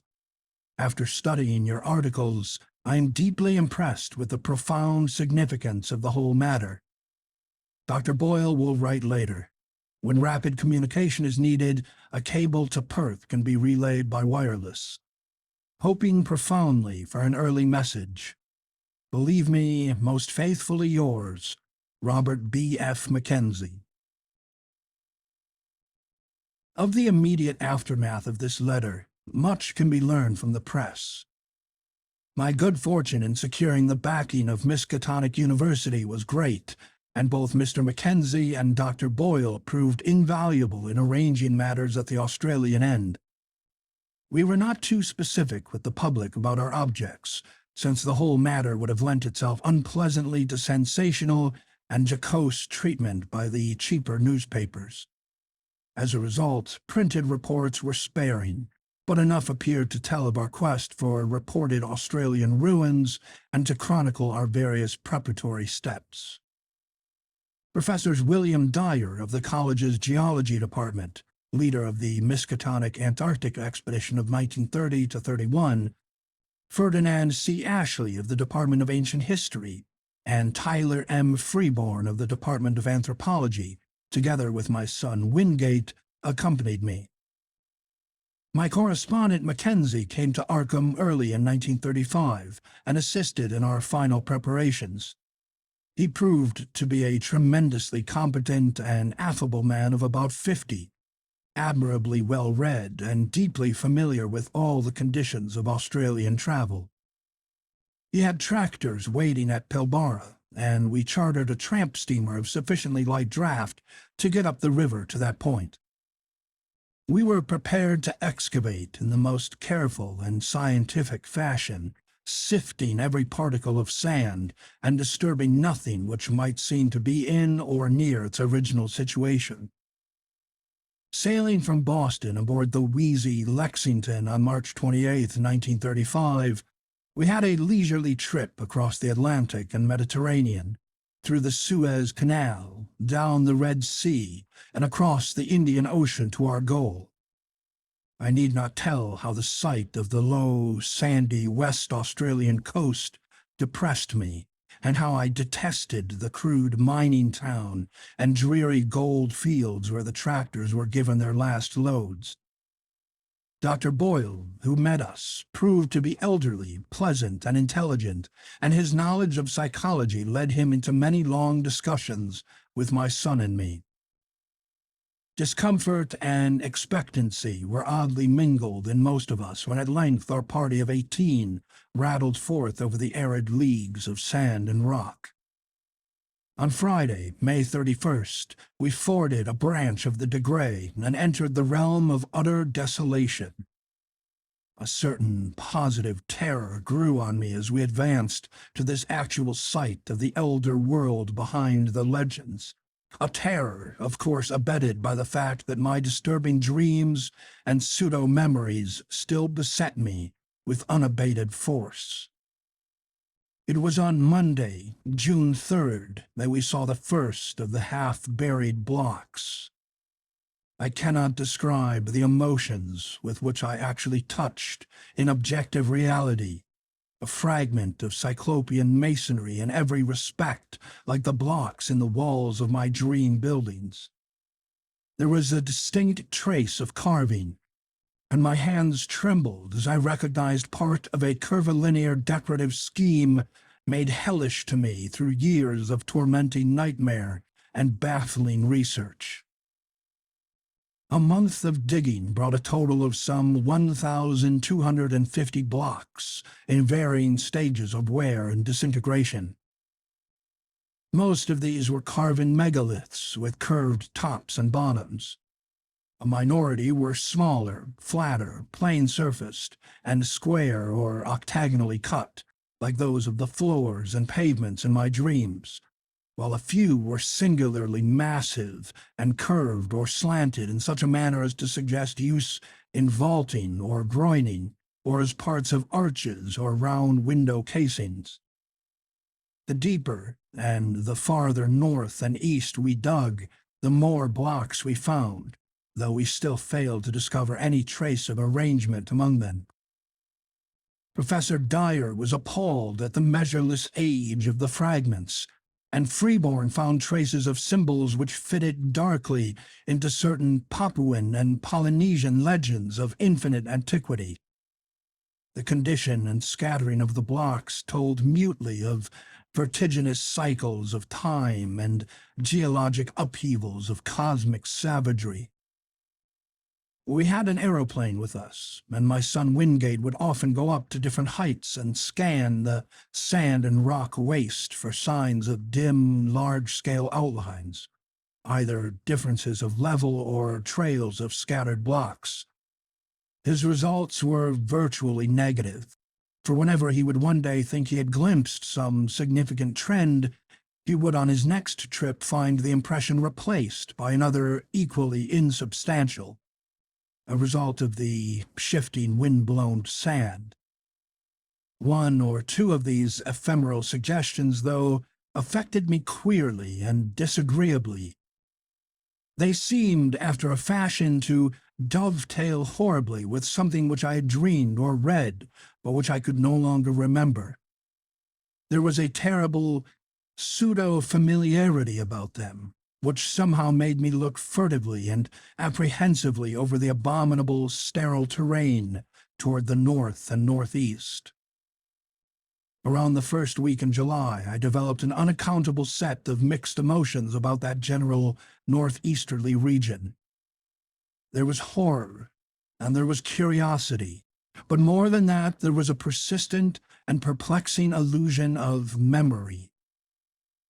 I tried all sorts of psychological expedients to get these notions out of my head, but met with no success. Sleeplessness also gained upon me, but I almost welcomed this because of the resultant shortening of my dream periods. I acquired the habit of taking long, lone walks in the desert late at night, usually to the north or northeast, whither the sum of my strange new impulses seemed subtly to pull me. Sometimes, on these walks, I would stumble over nearly buried fragments of the ancient masonry. Though there were fewer visible blocks here than where we had started, I felt sure that there must be a vast abundance beneath the surface. The ground was less level than at our camp, and the prevailing high winds now and then piled the sand into fantastic temporary hillocks, exposing some traces of the elder stones while it covered other traces. I was queerly anxious to have the excavations extend to this territory, yet at the same time dreaded what might be revealed. Obviously, I was getting into a rather bad state, all the worse because I could not account for it. An indication of my poor nervous health can be gained from my response to an odd discovery which I made on one of my nocturnal rambles. It was on the evening of July 11th, when a gibbous moon flooded the mysterious hillocks with a curious pallor. Wandering somewhat beyond my usual limits, I came upon a great stone which seemed to differ markedly from any we had yet encountered. It was almost wholly covered, but I stooped and cleared away the sand with my hands, later studying the object carefully and supplementing the moonlight with my electric torch. Unlike the other very large rocks, this one was perfectly square-cut, with no convex or concave surface. It seemed, too, to be of a dark basaltic substance, wholly dissimilar to the granite and sandstone and occasional concrete of the now familiar fragments. Suddenly, I rose, turned, and ran for the camp at top speed. It was a wholly unconscious and irrational flight, and only when I was close to my tent did I fully realize why I had run. Then it came to me. The queer dark stone was something which I had dreamed and read about, and which was linked with the uttermost horrors of the eon-old legendary. It was one of the blocks of that basaltic elder masonry which the fabled great race held in such fear. The tall, windowless ruins left by those brooding, half-material alien things that festered in Earth's nether abysses, and against whose wind-like invisible forces the trap doors were sealed and the sleepless sentinels posted. I remained awake all that night, but by dawn realized how silly I had been to let the shadow of a myth upset me. Instead of being frightened, I should have had a discoverer's enthusiasm. The next forenoon I told the others about my find, and Dyer, Freeborn, Boyle, my son, and I set out to view the anomalous block. Failure, however, confronted us. I had formed no clear idea of the stone's location, and a late wind had wholly altered the hillocks of shifting sand. Chapter 6. I come now to the crucial and most difficult part of my narrative. All the more difficult because I cannot be quite certain of its reality. At times I feel uncomfortably sure that I was not dreaming or deluded, and it is this feeling, in view of the stupendous implications which the objective truth of my experience would raise, which impels me to make this record. My son, a trained psychologist with the fullest and most sympathetic knowledge of my whole case, shall be the primary judge of what I have to tell. First, let me outline the externals of the matter, as those at the camp know them. On the night of July 17th to 18th, after a windy day, I retired early but could not sleep. Rising shortly before 11, and afflicted as usual with that strange feeling regarding the northeastward terrain, I set out on one of my typical nocturnal walks, seeing and greeting only one person, an Australian miner named Tupper, as I left our precincts. The moon, slightly past full, shone from a clear sky and drenched the ancient sands with a white, leprous radiance which seemed to me somehow infinitely evil.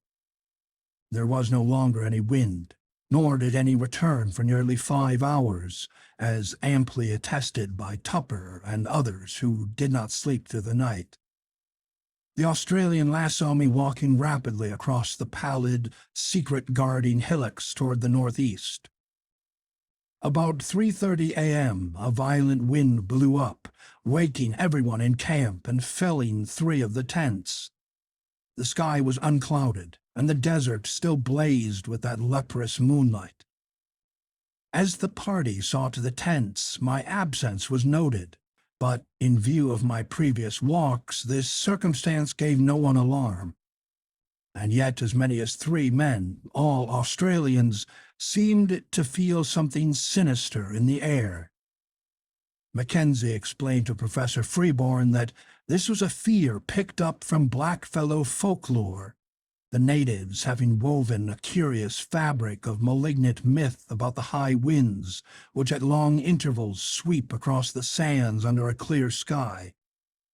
Such winds, it is whispered, blow out of the great stone huts under the ground where terrible things have happened, and are never felt except near places where the big marked stones are scattered.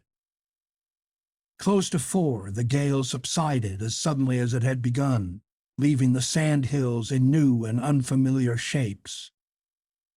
It was just past 5, with the bloated fungoid moon sinking in the west, when I staggered into camp, hatless, tattered, features scratched and ensanguined, and without my electric torch. Most of the men had returned to bed, but Professor Dyer was smoking a pipe in front of his tent.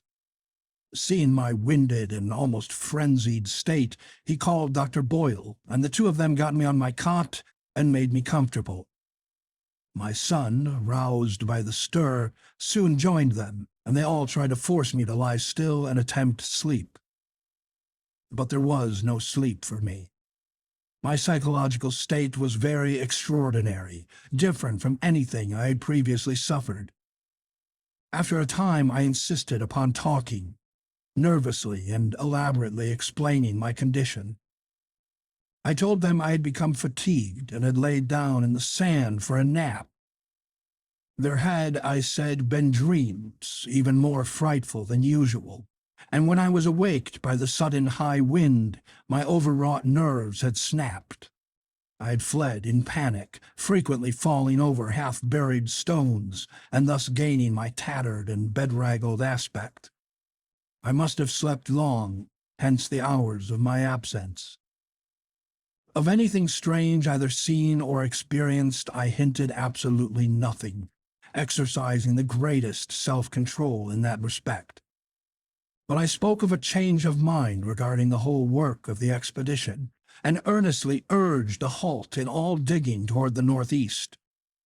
My reasoning was patently weak, for I mentioned a dearth of blocks, a wish not to offend the superstitious miners, a possible shortage of funds from the college, and other things either untrue or irrelevant.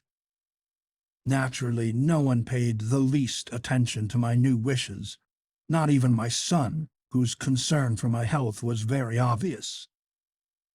The next day I was up and around the camp, but took no part in the excavations.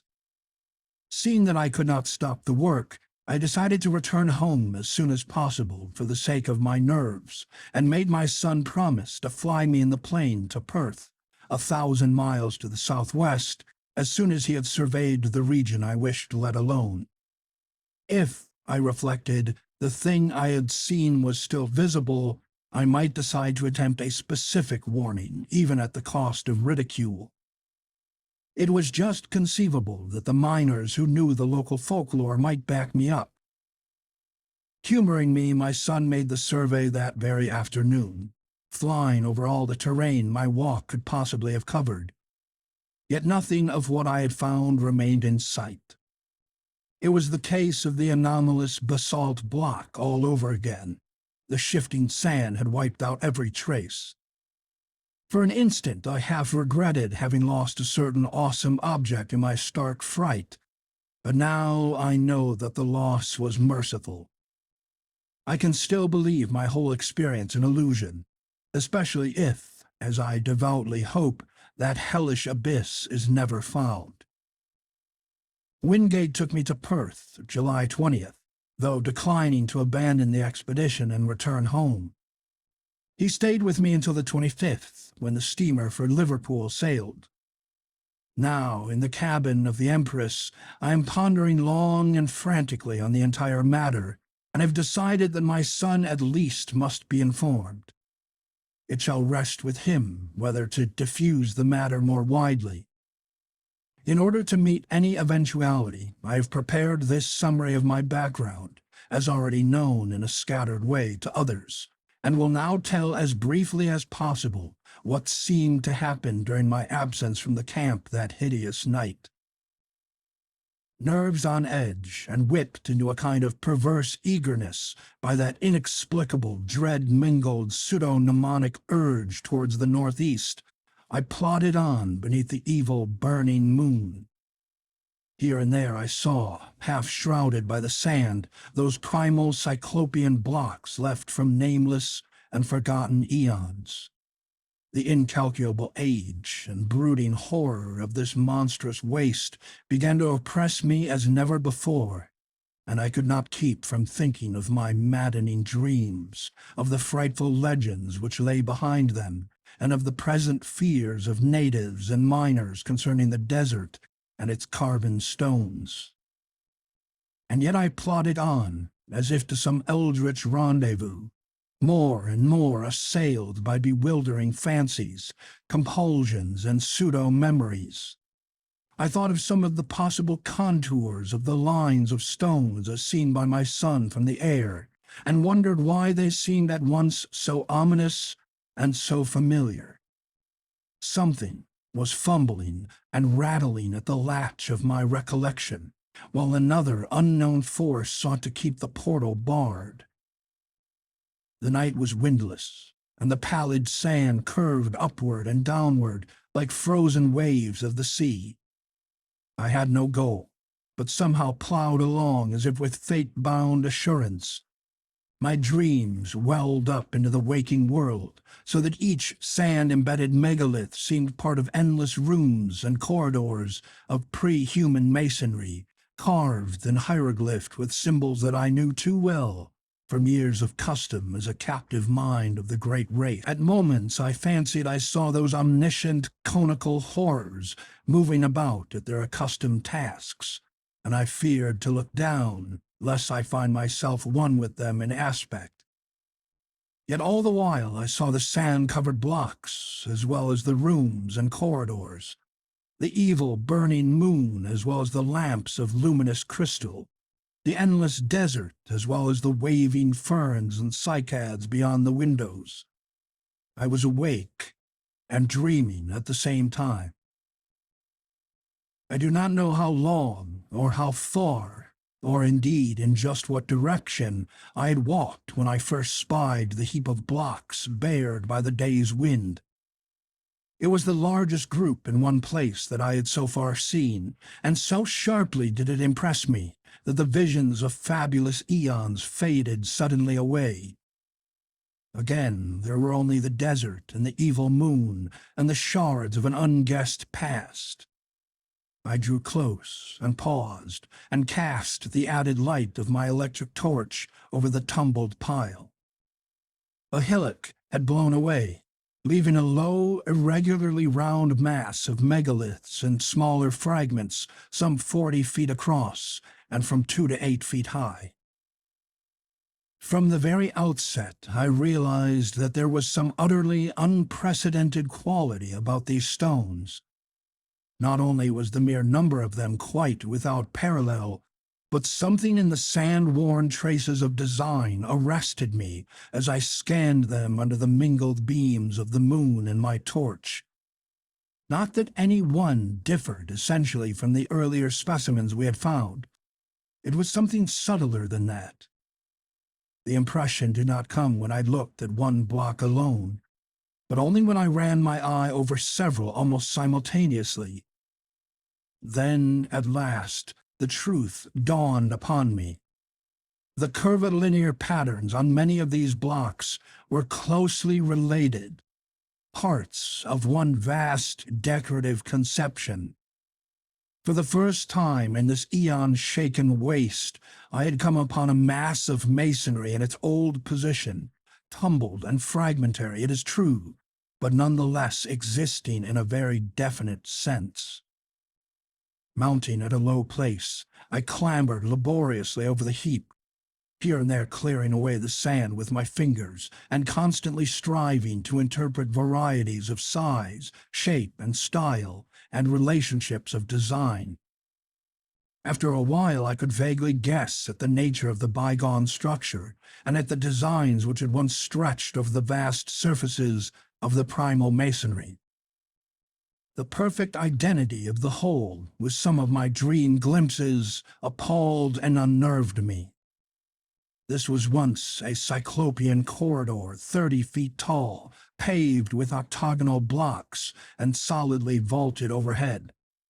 There would have been rooms opening off on the right, and at the farther end one of those strange inclined planes would have wound down to still lower depths.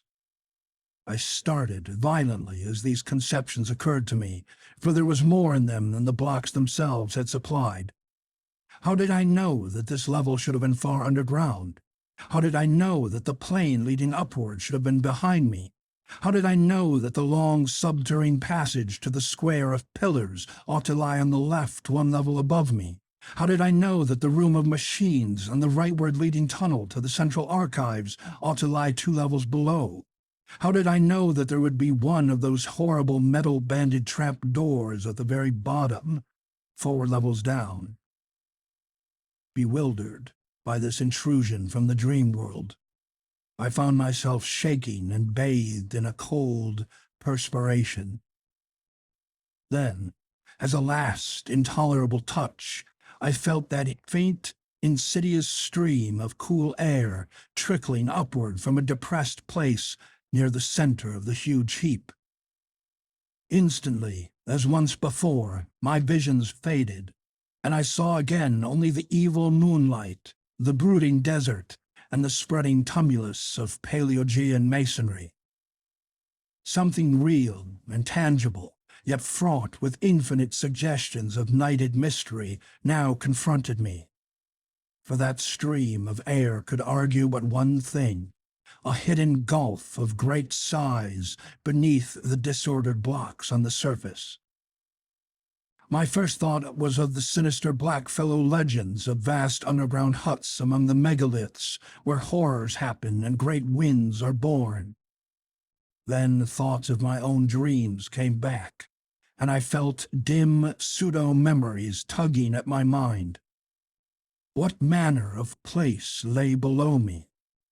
What primal, inconceivable source of age-old myth cycles and haunting nightmares might I be on the brink of uncovering?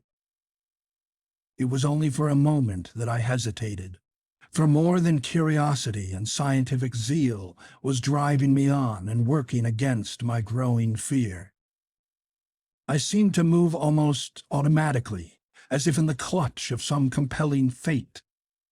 Pocketing my torch and struggling with a strength that I had not thought I possessed, I wrenched aside first one tightened fragment of stone and then another, till there welled up a strong draught whose dampness contrasted oddly with the desert's dry air. A black rift began to yawn, and at length, when I had pushed away every fragment small enough to budge, the leprous moonlight blazed on an aperture of ample width to admit me. I drew out my torch and cast a brilliant beam into the opening. Below me was a chaos of tumbled masonry, sloping roughly down toward the north at an angle of about 45 degrees, and evidently the result of some bygone collapse from above. Between its surface and the ground level was a gulf of impenetrable blackness, at whose upper edge were signs of gigantic, stress-heaved vaulting.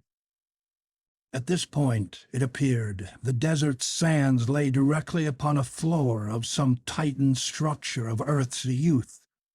How preserved through eons of geologic convulsion, I could not then, and cannot now even attempt to guess. In retrospect, the barest idea of a sudden, lone descent into such a doubtful abyss, and at a time when one's whereabouts were unknown to any living soul, seems like the utter apex of insanity. Perhaps it was. Yet that night I embarked without hesitancy upon such a descent. Again there was manifest that lure and driving of fatality which had all along seemed to direct my course. With torch flashing intermittently to save the battery, I commenced a mad scramble down the sinister cyclopean incline below the opening, sometimes facing forward as I found good hand and footholds, and at other times turning to face the heap of megaliths as I clung and fumbled more precariously. In two directions beside me, distant walls of carven, crumbling masonry loomed dimly under the direct beams of my torch. Ahead, however, was only unbroken blackness. I kept no track of time during my downward scramble.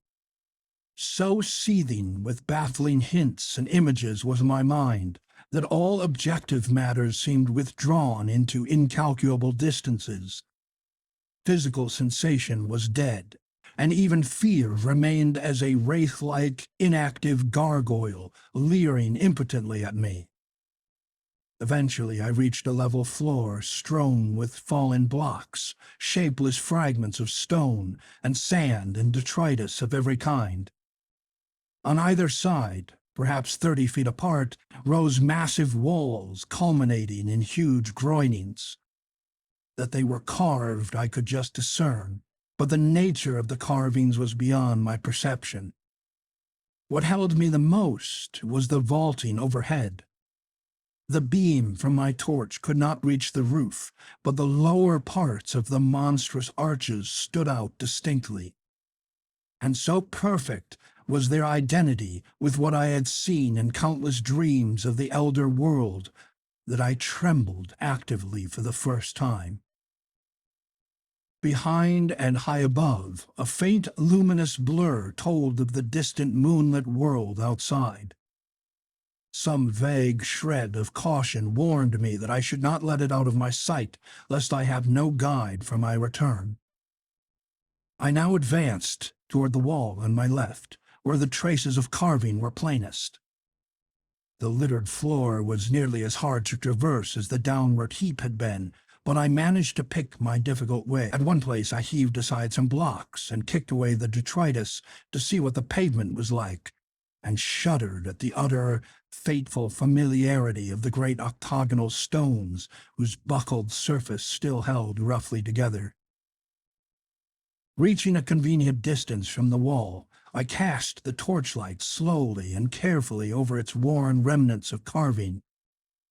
Some bygone influx of water seemed to have acted on the sandstone surface, while there were curious incrustations which I could not explain. In places the masonry was very loose and distorted, and I wondered how many eons more this primal, hidden edifice could keep its remaining traces of form amidst Earth's heavings. But it was the carvings themselves that excited me most.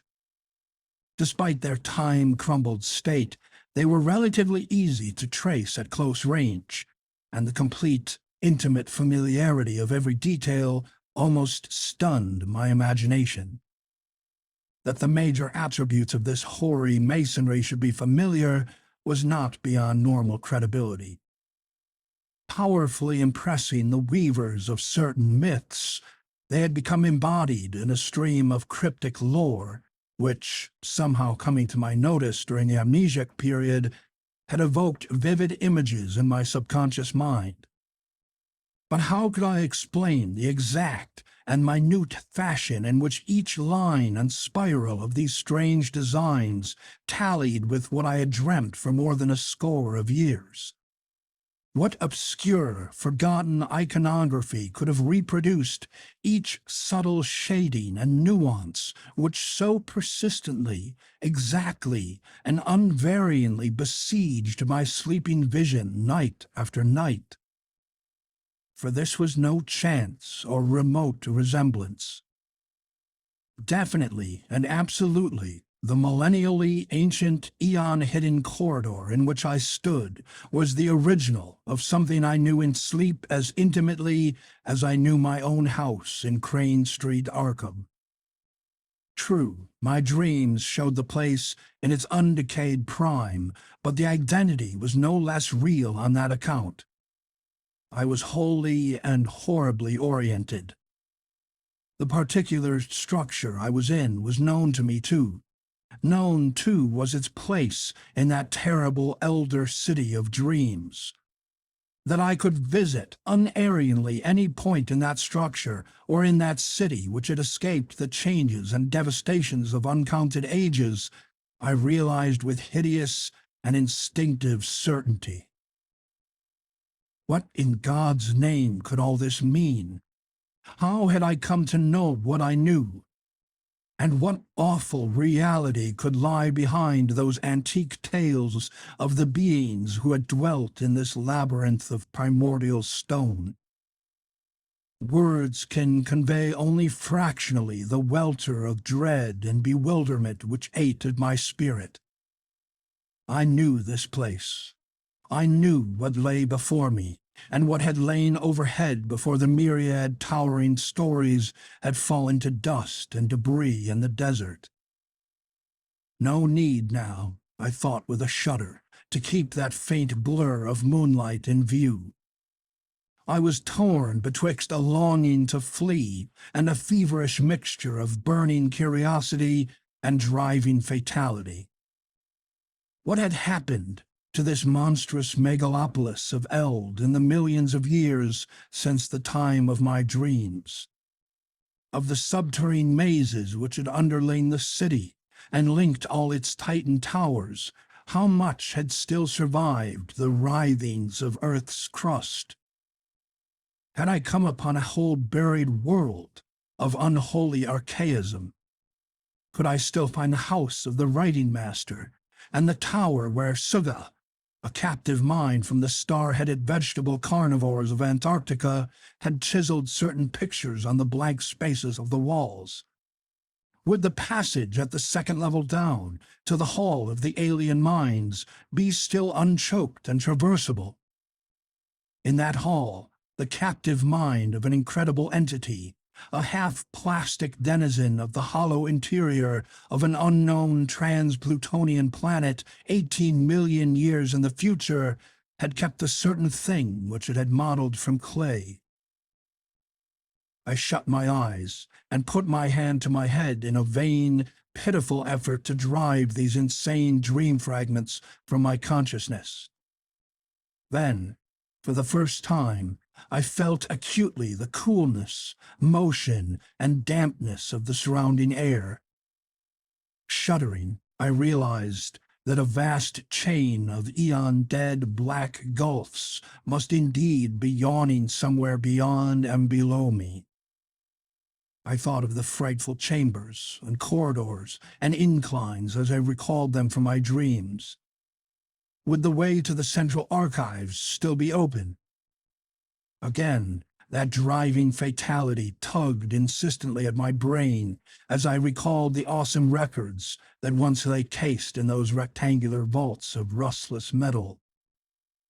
There, said the dreams and legends, had reposed the whole history, past and future, of the cosmic space-time continuum, written by captive minds from every orb and every age in the solar system. Madness, of course, but had I not now stumbled into a nighted world as mad as I? I thought of the locked metal shelves, and of the curious knob twistings needed to open each one. My own came vividly into my consciousness. How often had I gone through that intricate routine of varied turns and pressures in the terrestrial vertebrate section on the lowest level? Every detail was fresh and familiar. If there were such a vault as I had dreamed of, I could open it in a moment. It was then that madness took me utterly.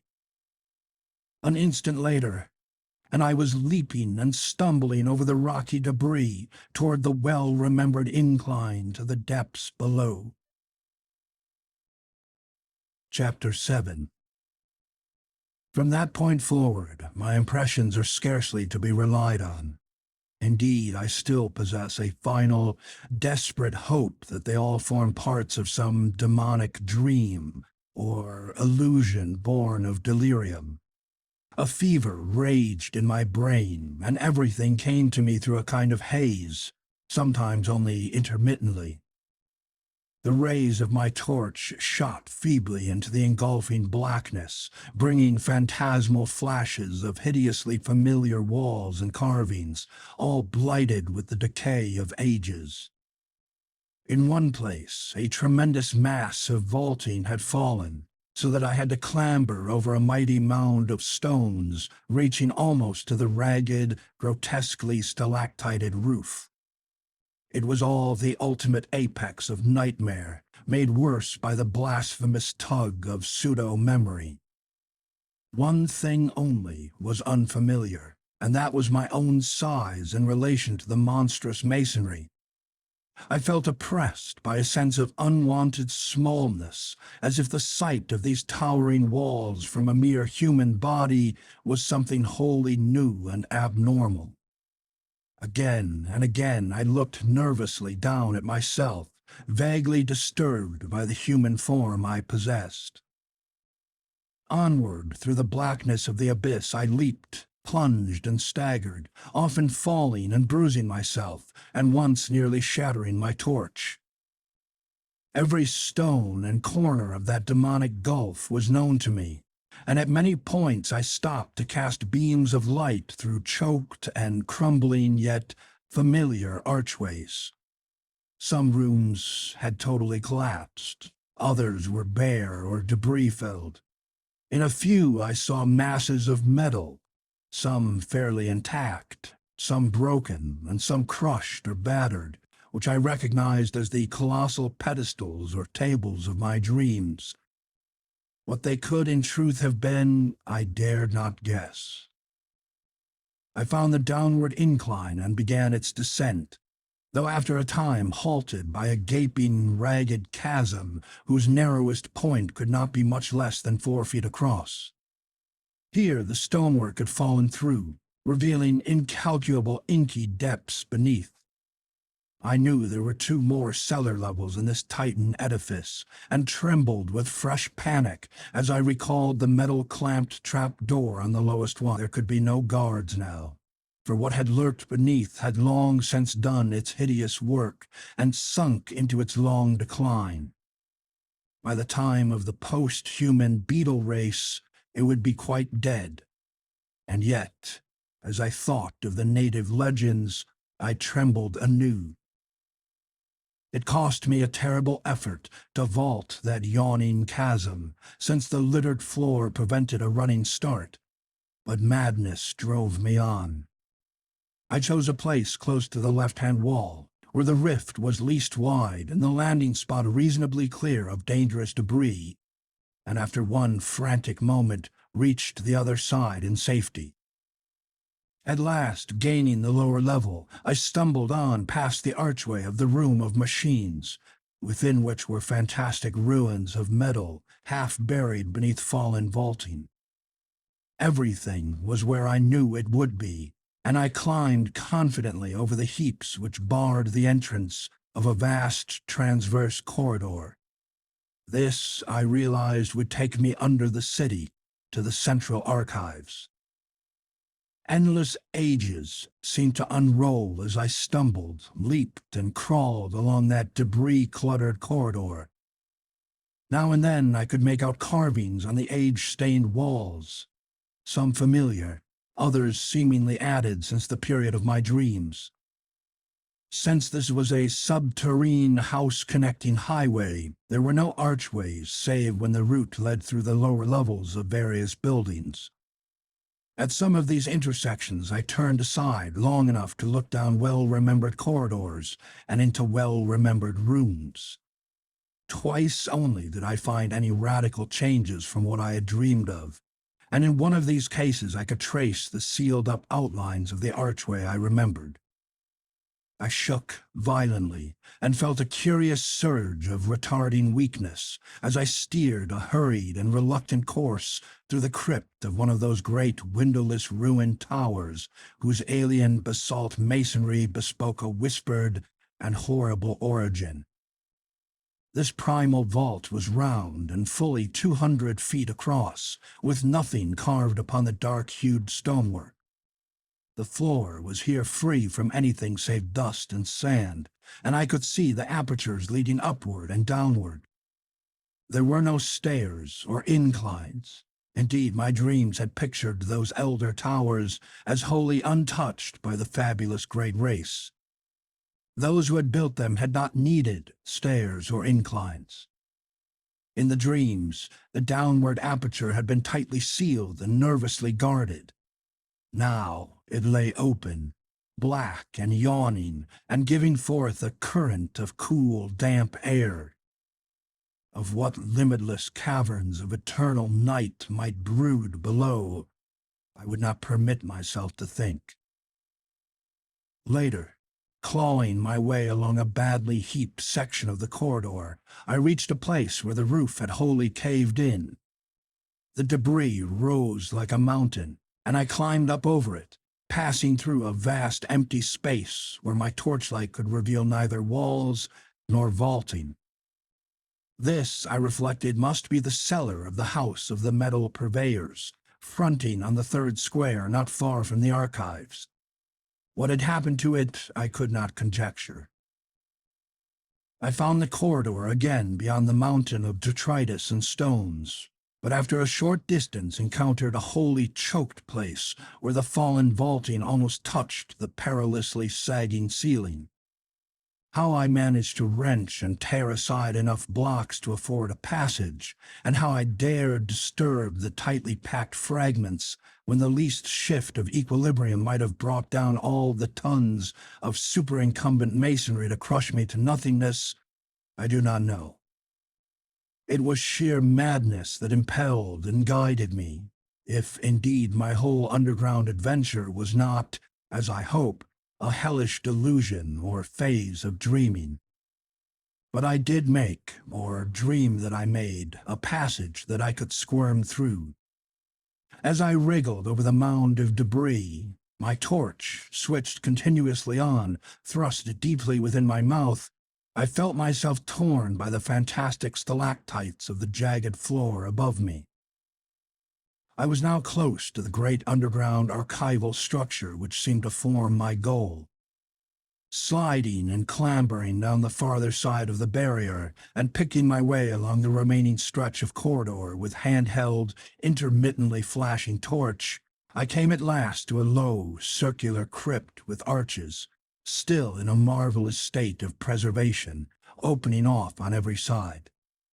The walls, or such parts of them as lay within reach of my torchlight, were densely hieroglyphed and chiseled with typical curvilinear symbols, some added since the period of my dreams. This, I realized, was my fated destination, and I turned at once through a familiar archway on my left. That I could find a clear passage up and down the incline to all the surviving levels, I had oddly little doubt. This vast, earth-protected pile, housing the annals of all the solar system, had been built with supernal skill and strength to last as long as that system itself. Blocks of stupendous size, poised with mathematical genius and bound with cements of incredible toughness, had combined to form a mass as firm as the planet's rocky core. Here, after ages more prodigious than I could sanely grasp, its buried bulk stood in all its essential contours, the vast, dust-drifted floors scarce sprinkled with the litter elsewhere so dominant. The relatively easy walking from this point onward went curiously to my head. All the frantic eagerness hitherto frustrated by obstacles now took itself out in a kind of febrile speed, and I literally raced along the low-roofed, monstrously well-remembered aisles beyond the archway. I was past being astonished by the familiarity of what I saw. On every hand, the great hieroglyphed metal shelf doors loomed monstrously, some yet in place, others sprung open, and still others bent and buckled under bygone geological stresses, not quite strong enough to shatter the Titan masonry. Here and there, a dust-covered heap below a gaping empty shelf seemed to indicate where cases had been shaken down by earth tremors. On occasional pillars were great symbols or letters proclaiming classes and subclasses of volumes. Once I paused before an open vault, where I saw some of the accustomed metal cases still in position amidst the omnipresent gritty dust. Reaching up, I dislodged one of the thinner specimens with some difficulty and rested it on the floor for inspection. It was titled in the prevailing curvilinear hieroglyphs, though something in the arrangement of the characters seemed subtly unusual. The odd mechanism of the hooked fastener was perfectly well known to me, and I snapped up the still rustless and workable lid and drew out the book within. The latter, as expected, was some 20 by 15 inches in area and 2 inches thick, the thin metal covers opening at the top. Its tough cellulose pages seemed unaffected by the myriad cycles of time they had lived through, and I studied the queerly pigmented, brush-drawn letters of the text, symbols utterly unlike either the usual curved hieroglyphs or any alphabet known to human scholarship, with a haunting, half-aroused memory. It came to me that this was the language used by a captive mind I had known slightly in my dreams, a mind from a large asteroid on which had survived much of the archaic life and lore of the primal planet whereof it formed a fragment. At the same time, I recalled that this level of the archives was devoted to volumes dealing with the non-terrestrial planets. As I ceased poring over this incredible document, I saw that the light of my torch was beginning to fail, hence quickly inserted the extra battery I always had with me. Then, armed with the stronger radiance, I resumed my feverish racing through unending tangles of aisles and corridors, recognizing now and then some familiar shelf, and vaguely annoyed by the acoustic conditions which made my footfalls echo incongruously in these catacombs of eon-long death and silence. The very prints of my shoes behind me in the millennially untrodden dust made me shudder. Never before, if my mad dreams held anything of truth, had human feet pressed upon those immemorial pavements. Of the particular goal of my insane racing, my conscious mind held no hint. There was, however, some force of evil potency pulling at my dazed will and buried recollections, so that I vaguely felt I was not running at random. I came to a downward incline and followed it to profounder depths. Floors flashed by me as I raced, but I did not pause to explore them. In my whirling brain there had begun to beat a certain rhythm which set my right hand twitching in unison. I wanted to unlock something, and felt that I knew all the intricate twists and pressures needed to do it. It would be like a modern safe with a combination lock. Dream or not, I had once known and still knew. How any dream, or scrap of unconsciously absorbed legend, could have taught me a detail so minute, so intricate, and so complex, I did not attempt to explain to myself. I was beyond all coherent thought. For was not this whole experience, this shocking familiarity with a set of unknown ruins, and this monstrously exact identity of everything before me, with what only dreams and scraps of myth could have suggested, a horror beyond all reason? Probably it was my basic conviction then, as it is now during my saner moments, that I was not awake at all, and that the entire buried city was a fragment of febrile hallucination. Eventually I reached the lowest level and struck off to the right of the incline. For some shadowy reason, I tried to soften my steps, even though I lost speed thereby. There was a space I was afraid to cross on this last, deeply buried floor, and as I drew near it, I recalled what thing in that space I feared. It was merely one of the metal-barred and closely guarded trap-doors. There would be no guards now, and on that account I trembled and tiptoed as I had done in passing through that black basalt vault where a similar trap-door had yawned. I felt a current of cool, damp air as I had felt there, and wished that my course led in another direction. Why I had to take the particular course I was taking, I did not know. When I came to the space, I saw that the trapdoor yawned widely open. Ahead, the shelves began again, and I glimpsed on the floor before one of them a heap very thinly covered with dust, where a number of cases had recently fallen. At the same moment, a fresh wave of panic clutched me, though for some time I could not discover why. Heaps of fallen cases were not uncommon, for all through the eons this lightless labyrinth had been racked by the heavings of earth and had echoed at intervals to the deafening clatter of toppling objects. It was only when I was nearly across the space that I realized why I shook so violently. Not the heap, but something about the dust of the level floor was troubling me. In the light of my torch, it seemed as if that dust were not as even as it ought to be. There were places where it looked thinner, as if it had been disturbed not many months before. I could not be sure, for even the apparently thinner places were dusty enough. Yet a certain suspicion of regularity in the fancied unevenness was highly disquieting. When I brought the torchlight close to one of the queer places, I did not like what I saw, for the illusion of regularity became very great. It was as if there were regular lines of composite impressions that went in threes, each slightly over a foot square, and consisting of 5 nearly circular 3-inch prints, one in advance of the other 4. These possible lines of foot-square impressions appeared to lead in 2 directions, as if something had gone somewhere and returned. They were, of course, very faint, and may have been illusions or accidents. But there was an element of dim, fumbling terror about the way I thought they ran.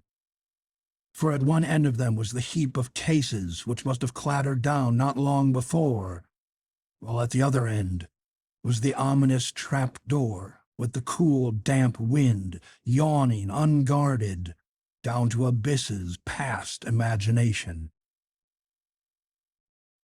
Chapter 8. That my strange sense of compulsion was deep and overwhelming is shown by its conquest of my fear. No rational motive could have drawn me on after that hideous suspicion of prints and the creeping dream memories it excited. Yet my right hand, even as it shook with fright, still twitched rhythmically in its eagerness to turn a lock it hoped to find. Before I knew it, I was past the heap of lately fallen cases and running on tiptoe through aisles of utterly unbroken dust toward a point which I seemed to know morbidly, horribly well. My mind was asking itself questions whose origin and relevancy I was only beginning to guess. Would the shelf be reachable by a human body? Could my human hand master all the eon-remembered motions of the lock? Would the lock be undamaged and workable? And what would I do? What dare I do? With what, as I now commenced to realize, I both hoped and feared to find? Would it prove the awesome, brain-shattering truth of something past normal conception, or show only that I was dreaming? The next I knew, I had ceased my tiptoe racing and was standing still, staring at a row of maddeningly familiar hieroglyphed shelves. They were in a state of almost perfect preservation, and only 3 of the doors in this vicinity had sprung open. My feelings towards these shelves cannot be described. So utter and insistent was the sense of old acquaintance. I was looking high up, at a row near the top and wholly out of my reach, and wondering how I could climb to best advantage. An open door 4 rows from the bottom would help, and the locks of the closed doors formed possible holds for hands and feet. I would grip the torch between my teeth as I had in other places where both hands were needed. Above all, I must make no noise. How to get down what I wished to remove would be difficult, but I could probably hook its movable fastener in my coat collar and carry it like a knapsack. Again, I wondered whether the lock would be undamaged. That I could repeat each familiar motion, I had not the least doubt. But I hoped the thing would not scrape or creak, and that my hand could work it properly. Even as I thought these things, I had taken the torch in my mouth and begun to climb. The projecting locks were poor supports, but as I had expected, the opened shelf helped greatly. I used both the difficultly swinging door and the edge of the aperture itself in my ascent, and managed to avoid any loud creaking. Balanced on the upper edge of the door, and leaning far to my right, I could just reach the lock I sought. My fingers, half numb from climbing, were very clumsy at first, but I soon saw that they were anatomically adequate, and the memory rhythm was strong in them. Out of unknown gulfs of time, the intricate secret motions had somehow reached my brain correctly in every detail. For after less than 5 minutes of trying, there came a click, whose familiarity was all the more startling because I had not consciously anticipated it. In another instant, the metal door was slowly swinging open, with only the faintest grating sound. Dazedly, I looked over the row of grayish caissons thus exposed, and felt a tremendous surge of some wholly inexplicable emotion. Just within reach of my right hand was a case whose curving hieroglyphs made me shake with a pang infinitely more complex than one of mere fright. Still shaking, I managed to dislodge it amidst a shower of gritty flakes and ease it over toward myself without any violent noise. Like the other case I had handled, it was slightly more than 20 by 15 inches in size, with curved mathematical designs in low relief. In thickness it just exceeded 3 inches. Crudely wedging it between myself and the surface I was climbing, I fumbled with the fastener and finally got the hook free. Lifting the cover, I shifted the heavy object to my back and let the hook catch hold of my collar. Hands now free, I awkwardly clambered down to the dusty floor and prepared to inspect my prize. Kneeling in the gritty dust, I swung the case around and rested it in front of me. My hands shook, and I dreaded to draw out the book within almost as much as I longed and felt compelled to do so. It had very gradually become clear to me what I ought to find, and this realization nearly paralyzed my faculties. If the thing were there, and if I were not dreaming, the implications would be quite beyond the power of the human spirit to bear.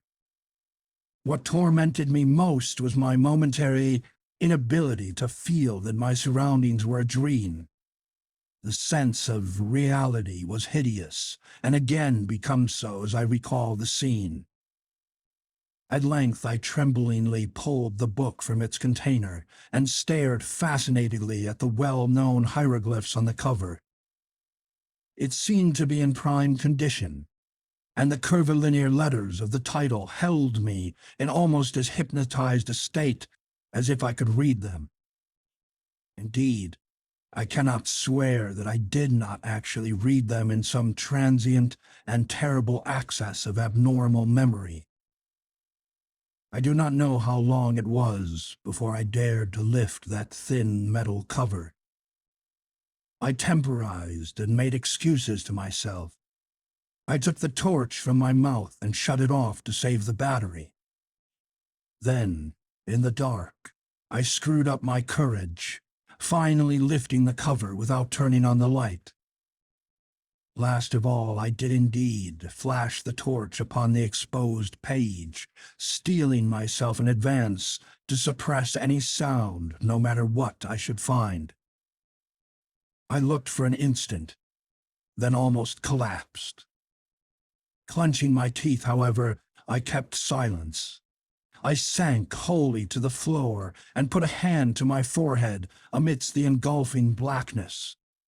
What I dreaded and expected was there. Either I was dreaming, or time and space had become a mockery. I must be dreaming, but I would test the horror by carrying this thing back and showing it to my son if it were indeed a reality. My head swam frightfully, even though there were no visible objects in the unbroken gloom to swirl around me. Ideas and images of the starkest terror, excited by vistas which my glimpse had opened up, began to throng in upon me and cloud my senses. I thought of those possible prints in the dust, and trembled at the sound of my own breathing as I did so. Once again, I flashed on the light and looked at the page as a serpent's victim may look at his destroyer's eyes and fangs. Then, with clumsy fingers in the dark, I closed the book, put it in its container, and snapped the lid and the curious hooked fastener. This was what I must carry back to the outer world if it truly existed, if the whole abyss truly existed, if I and the world itself truly existed. Just when I tottered to my feet and commenced my return, I cannot be certain. It comes to me oddly, as a measure of my sense of separation from the normal world, that I did not even once look at my watch during those hideous hours underground. Torch in hand, and with the ominous case under one arm, I eventually found myself tiptoeing in a kind of silent panic past the draft-giving abyss and those lurking suggestions of prints. I lessened my precautions as I climbed up the endless inclines, but could not shake off a shadow of apprehension which I had not felt on the downward journey. I dreaded having to repass through that black basalt crypt that was older than the city itself, where cold draughts welled up from unguarded depths. I thought of that which the great race had feared, and of what might still be lurking, be it ever so weak and dying, down there. I thought of those possible 5-circle prints, and of what my dreams had told me of such prints, and of strange winds and whistling noises associated with them. And I thought of the tales of the modern blacks, wherein the horror of great winds and nameless subterranean ruins was dwelt upon. I knew from a carven wall symbol the right floor to enter, and came at last, after passing that other book I had examined, to the great circular space with the branching archways. On my right, and at once recognizable, was the arch through which I had arrived. This I now entered, conscious that the rest of my course would be harder because of the tumbled state of the masonry outside the archive building. My new metal-cased burden weighed upon me, and I found it harder and harder to be quiet as I stumbled among debris and fragments of every sort. Then I came to the ceiling-high mound of debris through which I had wrenched a scanty passage. My dread at wriggling through again was infinite, for my first passage had made some noise, and I now, after seeing those possible prints, dreaded sound above all things. The case, too, doubled the problem of traversing the narrow crevice. But I clambered up the barrier as best I could, and pushed the case through the aperture ahead of me. Then, torch in mouth, I scrambled through myself, my back torn as before by stalactites. As I tried to grasp the case again, it fell some distance ahead of me down the slope of the debris, making a disturbing clatter and arousing echoes which sent me into a cold perspiration. I lunged for it at once and regained it without further noise. But a moment afterward, the slipping of blocks under my feet raised a sudden and unprecedented din. The din was my undoing. For, falsely or not, I thought I heard it answered in a terrible way from spaces far behind me. I thought I heard a shrill, whistling sound like nothing else on earth and beyond any adequate verbal description. It may have been only my imagination. If so, what followed has a grim irony, since, save for the panic of this thing, the second thing might never have happened. As it was, my frenzy was absolute and unrelieved. Taking my torch in my hand and clutching feebly at the case, I leaped and bounded wildly ahead with no idea in my brain beyond a mad desire to race out of these nightmare ruins to the waking world of desert and moonlight which lay so far above. I hardly knew it when I reached the mountain of debris which towered into the vast blackness beyond the caved-in roof, and bruised and cut myself repeatedly in scrambling up its steep slope of jagged blocks and fragments. Then came the great disaster. Just as I blindly crossed the summit, unprepared for the sudden dip ahead, my feet slipped utterly, and I found myself involved in a mangling avalanche of sliding masonry, whose cannon-loud uproar split the black cavern air in a deafening series of earth-shaking reverberations.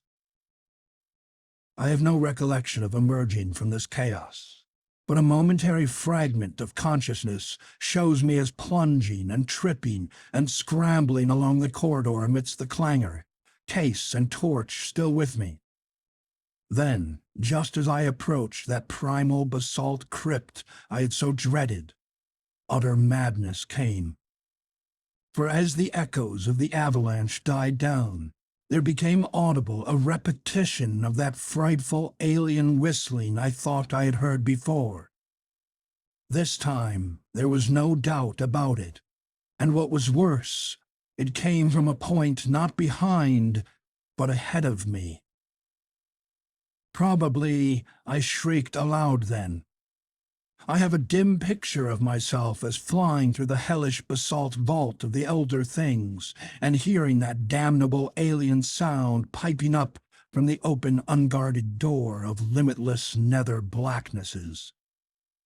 There was a wind, too, not merely a cool, damp draught, but a violent, purposeful blast, belching savagely and frigidly from that abominable gulf whence the obscene whistling came. There are memories of leaping and lurching over obstacles of every sort, with that torrent of wind and shrieking sound growing moment by moment, and seeming to curl and twist purposefully around me as it struck out wickedly from the spaces behind and beneath.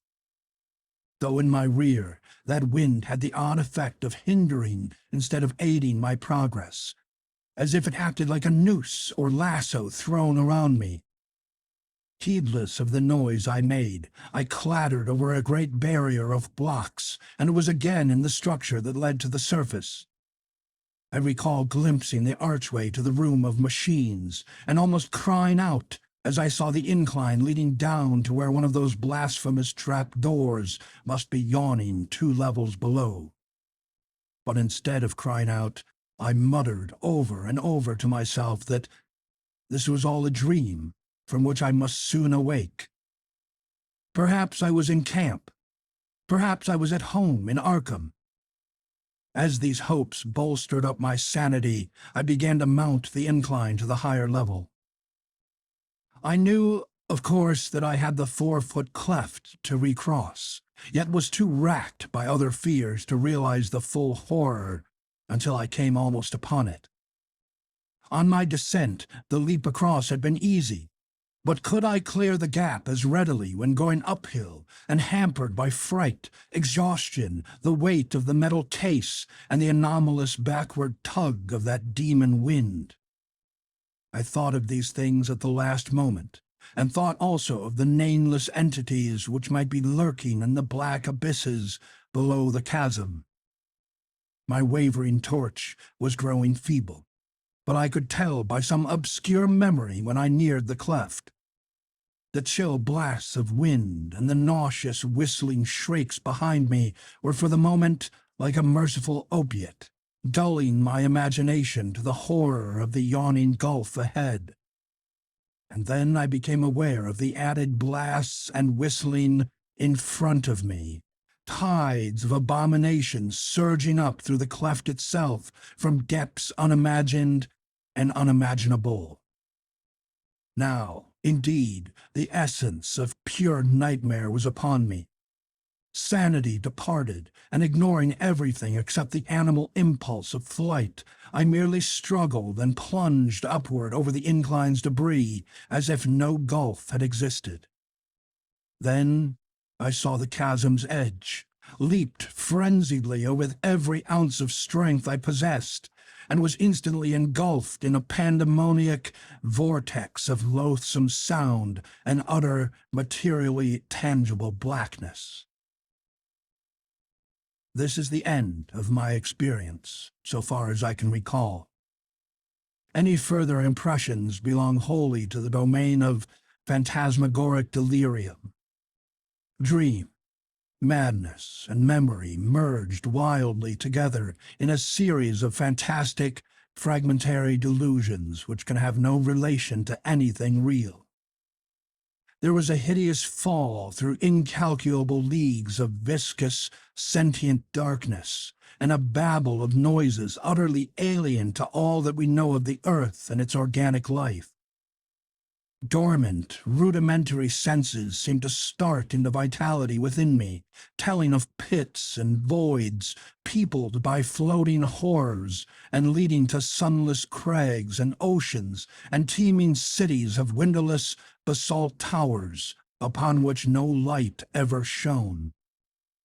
Secrets of the primal planet and its immemorial eons flashed through my brain without the aid of sight or sound, and there were known to me things which not even the wildest of my former dreams had ever suggested.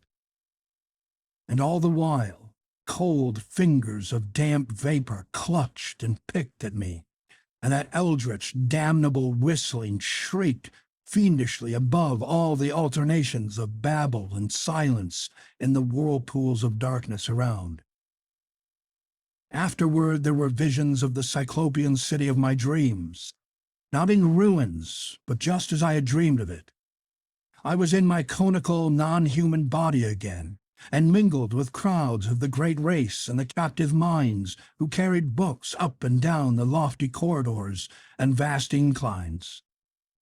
Then, superimposed upon these pictures, were frightful momentary flashes of a non-visual consciousness involving desperate struggles, a writhing free from clutching tentacles of whistling wind, an insane bat-like flight through half-solid air, a feverish burrowing through the cyclone-whipped dark, and a wild stumbling and scrambling over fallen masonry.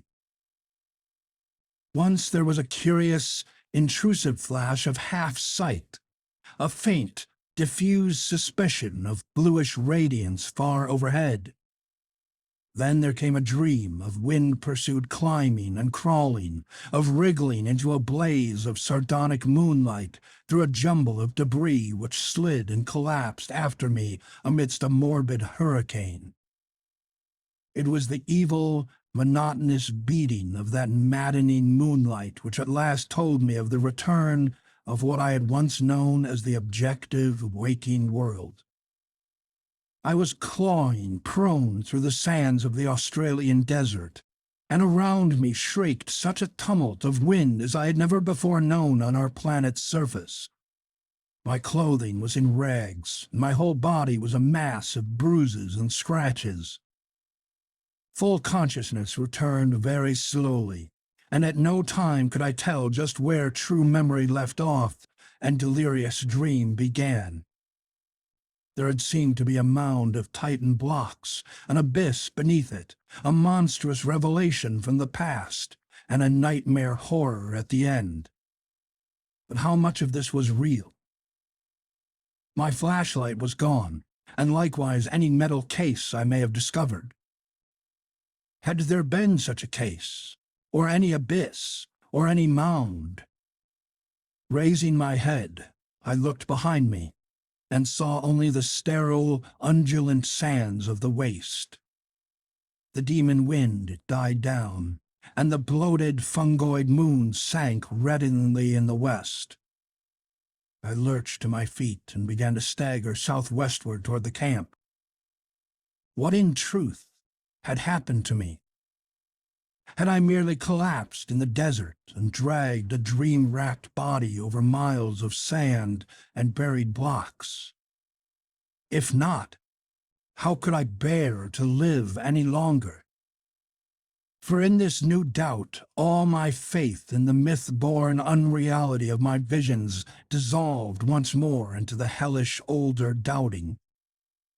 If that abyss was real, then the great race was real, and its blasphemous reachings and seizures in the cosmos-wide vortex of time were no myths or nightmares, but a terrible, soul-shattering actuality. Had I, in full hideous fact, been drawn back to a pre-human world of 150 million years ago in those dark, baffling days of the amnesia? Had my present body been the vehicle of a frightful alien consciousness from Paleogean gulfs of time?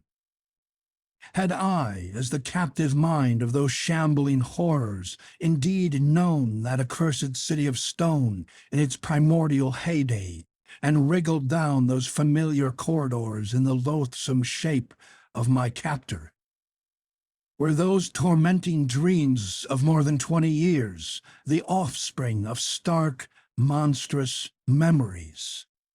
Had I once veritably talked with minds from reachless corners of time and space, learned the universe's secrets past and to come, and written the annals of my own world for the metal cases of those Titan archives? And were those others, those shocking elder things of the mad winds and demon pipings, in truth a lingering, lurking menace, waiting and slowly weakening in black abysses, while varied shapes of life drag out their multi-millennial courses on the planet's age-racked surface? I do not know. If that abyss and what it held were real, there is no hope.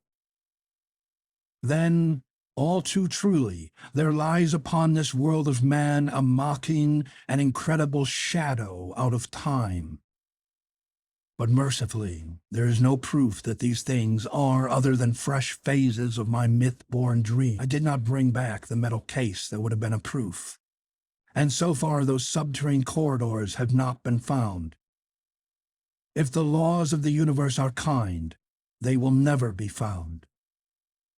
But I must tell my son what I saw, or thought I saw, and let him use his judgment as a psychologist, engaging the reality of my experience and communicating this account to others.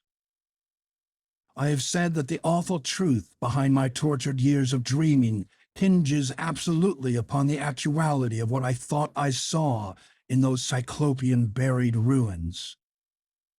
It has been hard for me literally to set down the crucial revelation, though no reader can have failed to guess it. Of course, it lay in that book within the metal case, the case which I pried out of its forgotten lair amidst the undisturbed dust of 1,000,000 centuries. No eye had seen, no hand had touched that book since the advent of man to this planet. And yet, when I flashed my torch upon it in that frightful megalithic abyss, I saw that the queerly pigmented letters on the brittle, eon-brown cellulose pages were not, indeed, any nameless hieroglyphs of Earth's youth. They were, instead, the letters of our familiar alphabet, spelling out the words of the English language in my own handwriting.